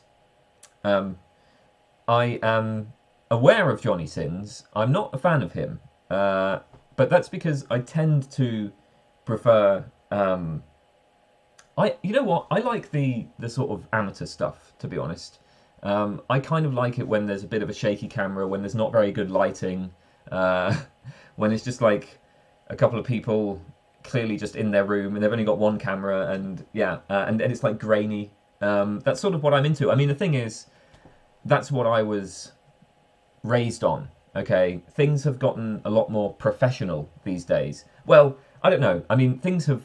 I suppose there's always been professional material available, but at least when I was younger, I kind of liked the realistic stuff, and so that's the material I used, and that's what I like to this day.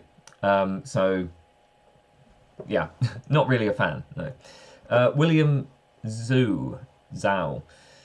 How do you think personal identity persists through time? In what sense am I the same person I was when I was 10? My position is just we can draw the lines wherever we like, in whatever way we want. So the sense in which you're the same person you were when you were 10 is because, well, sometimes it's just useful to talk about people. You know, there's a pragmatic utility in talking about people over the lifetime of a biological organism. You know, so there's this biological body, and you can kind of trace back the story of this biological body back to, okay, it was a fetus, and then it was born, and then it was, you know, a child, and it grew, and so on. And yeah, I mean, there's a story to tell about this, and you can say, okay, Kane Baker did this when he was 10, or I can say, like, I did this when I was 10. But there are many other ways of thinking about personal identity. There are many other ways of drawing the line, and I don't think there's any fact of the matter about what constitutes personal identity over time. So I would just be a straightforward constructivist.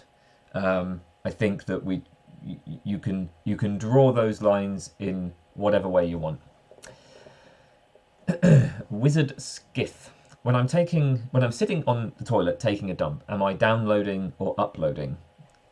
It doesn't make any sense to me to conceive of that in terms of downloading, because when I think of downloading, you are taking something from somewhere else and bringing it to you. So I download something onto my computer, I'm taking something from the internet and putting it on my computer.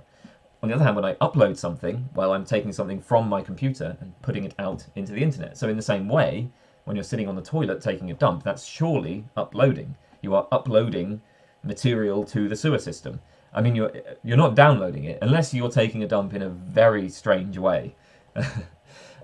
Wooden Burns. What is the main problem in philosophy of law? What should you read to learn more about it? I do not know anything about philosophy of law. Absolutely nothing.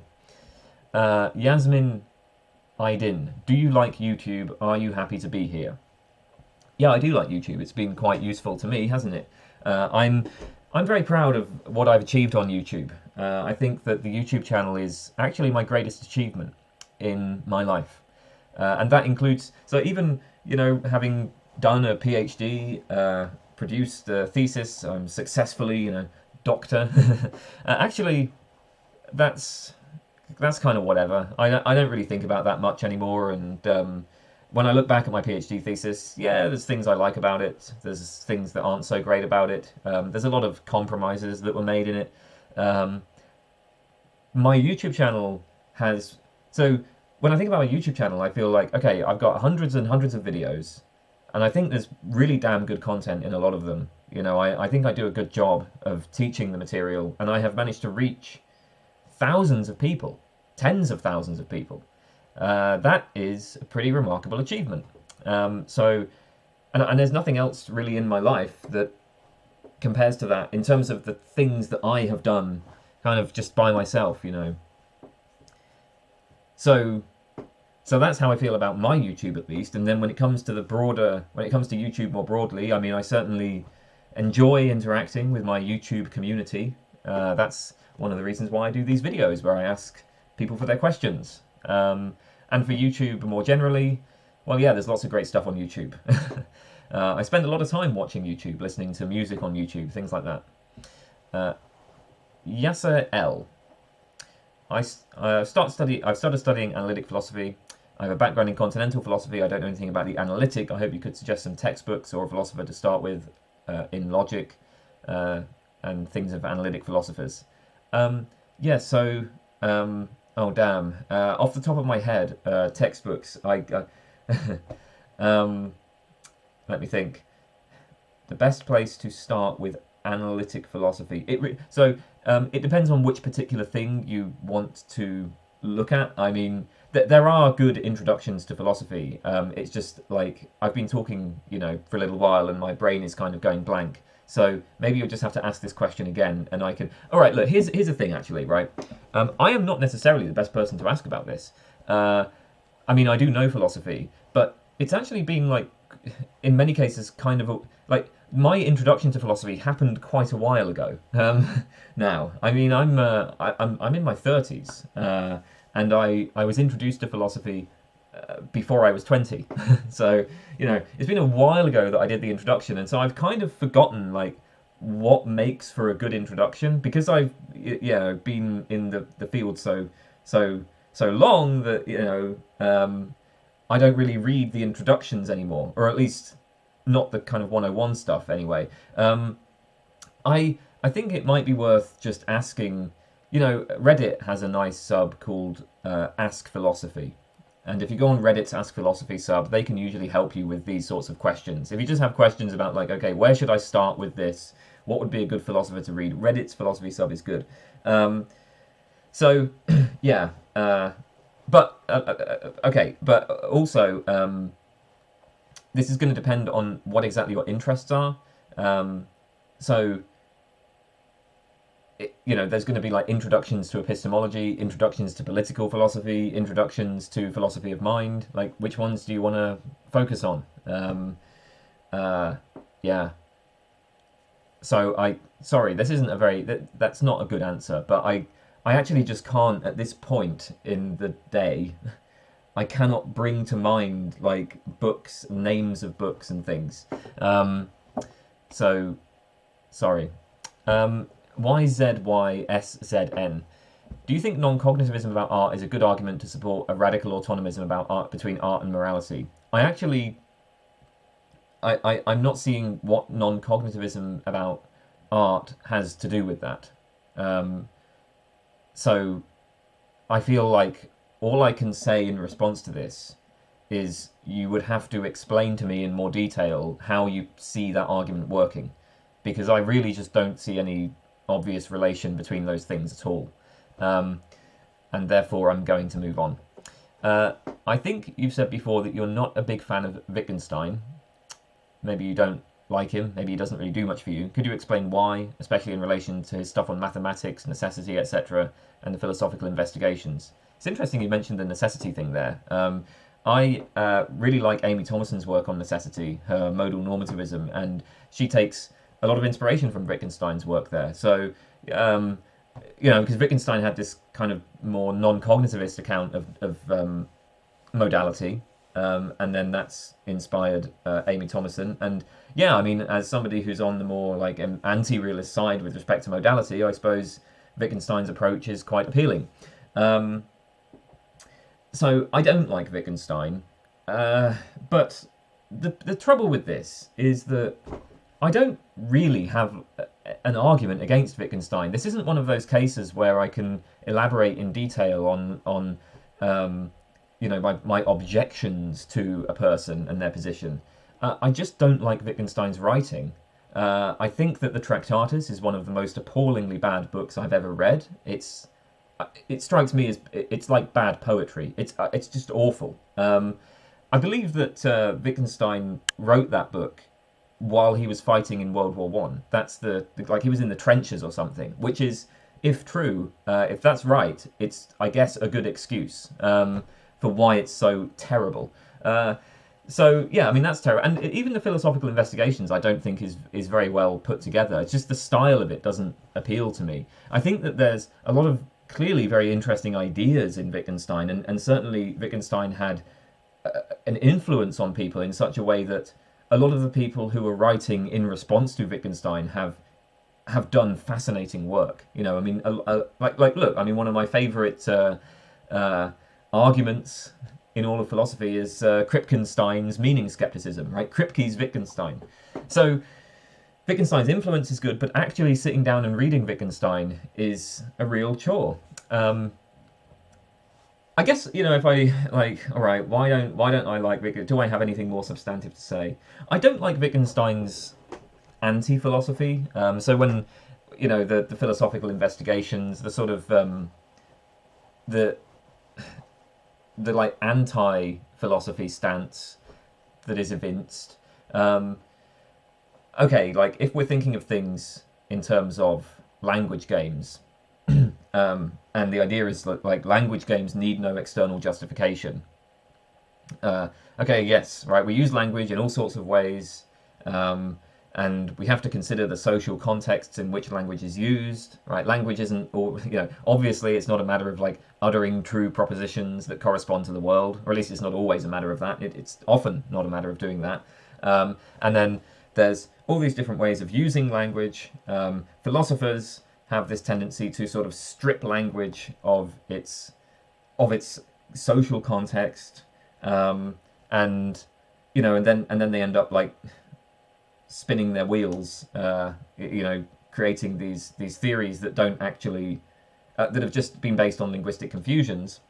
But the thing is that even if I was to accept the kind of picture of language and language games that Wittgenstein offers, I mean, why shouldn't philosophy, traditional philosophy, just count as another kind of language game? It's just another, I mean, philosophy itself is just another kind of game. It has, certain moves that are acceptable, certain ways of persuading other people, ways of presenting arguments, ways of dealing with problems, and there's a back and forth and moves that you can make, and the way that philosophers use language and the way that they talk about language is just all part of that game. And what's wrong with that? So I don't think that you get like an anti-philosophy stance out of that.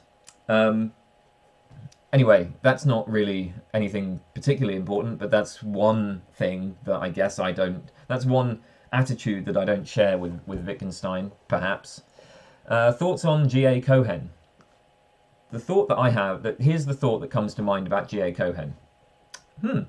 I remember reading G.A. Cohen's objections to Nozick's account of property, and I found them pretty convincing at the time, but I don't remember anything about them now. Like, that's it.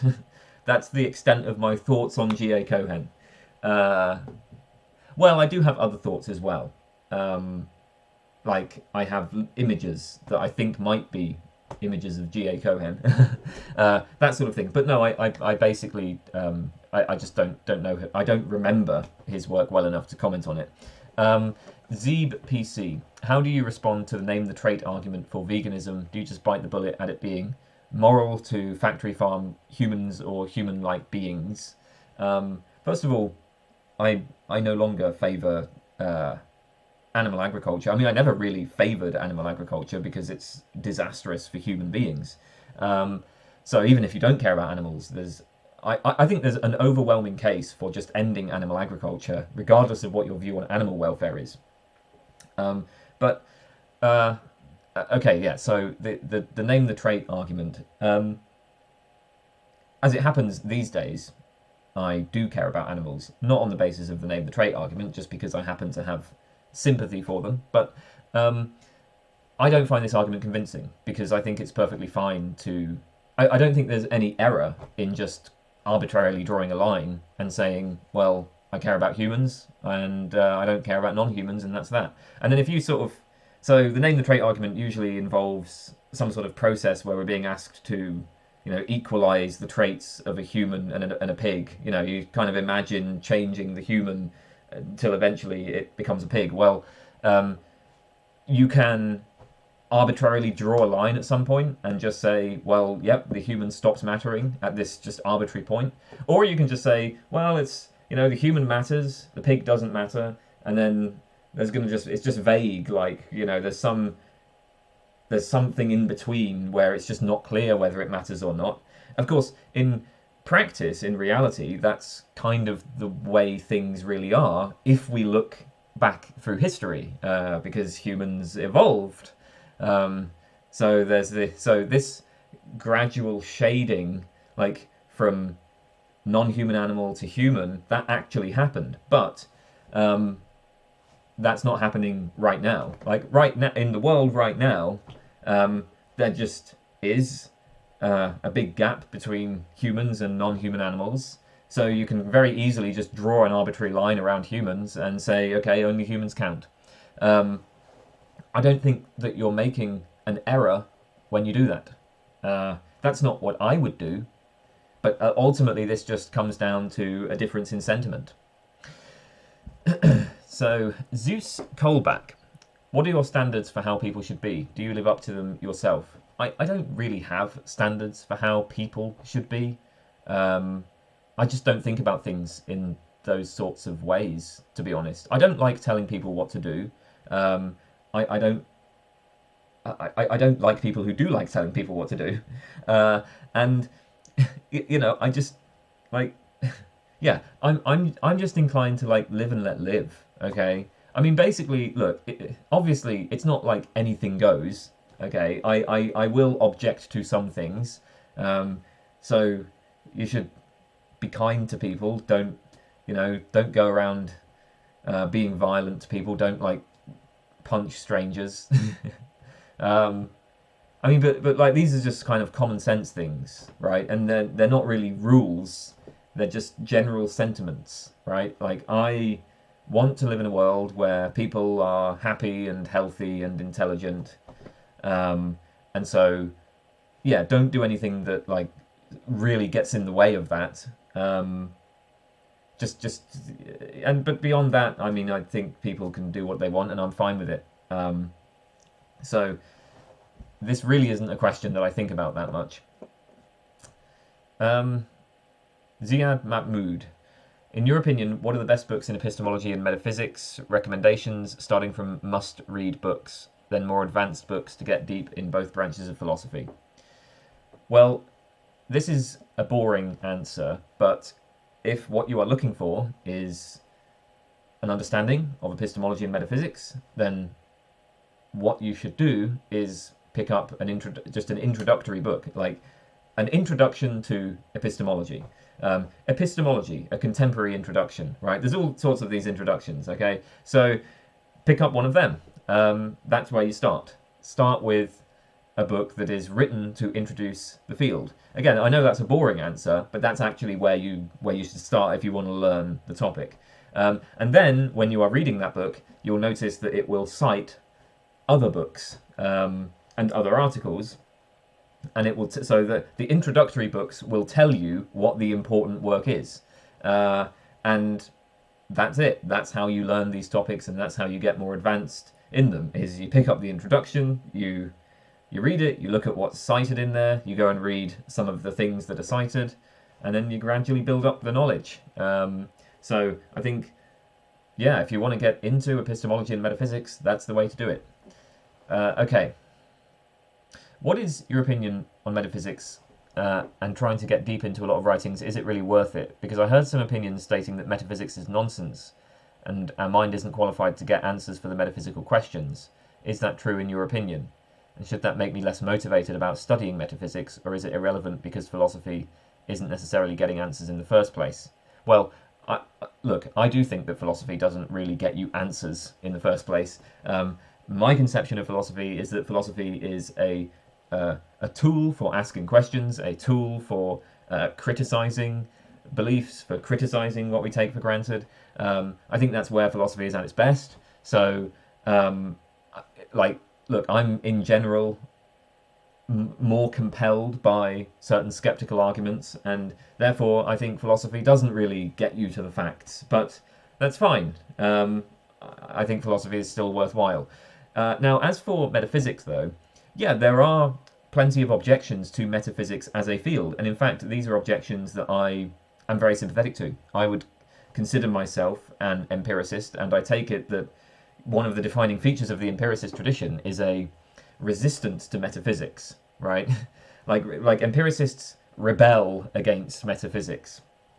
So metaphysics here involves the idea that, you know, we are uncovering the fundamental nature of reality, or metaphysics involves presenting theories, explanatory theories that involve postulating these entities beyond experience, beyond what we observe. That whole project has a lot of problems.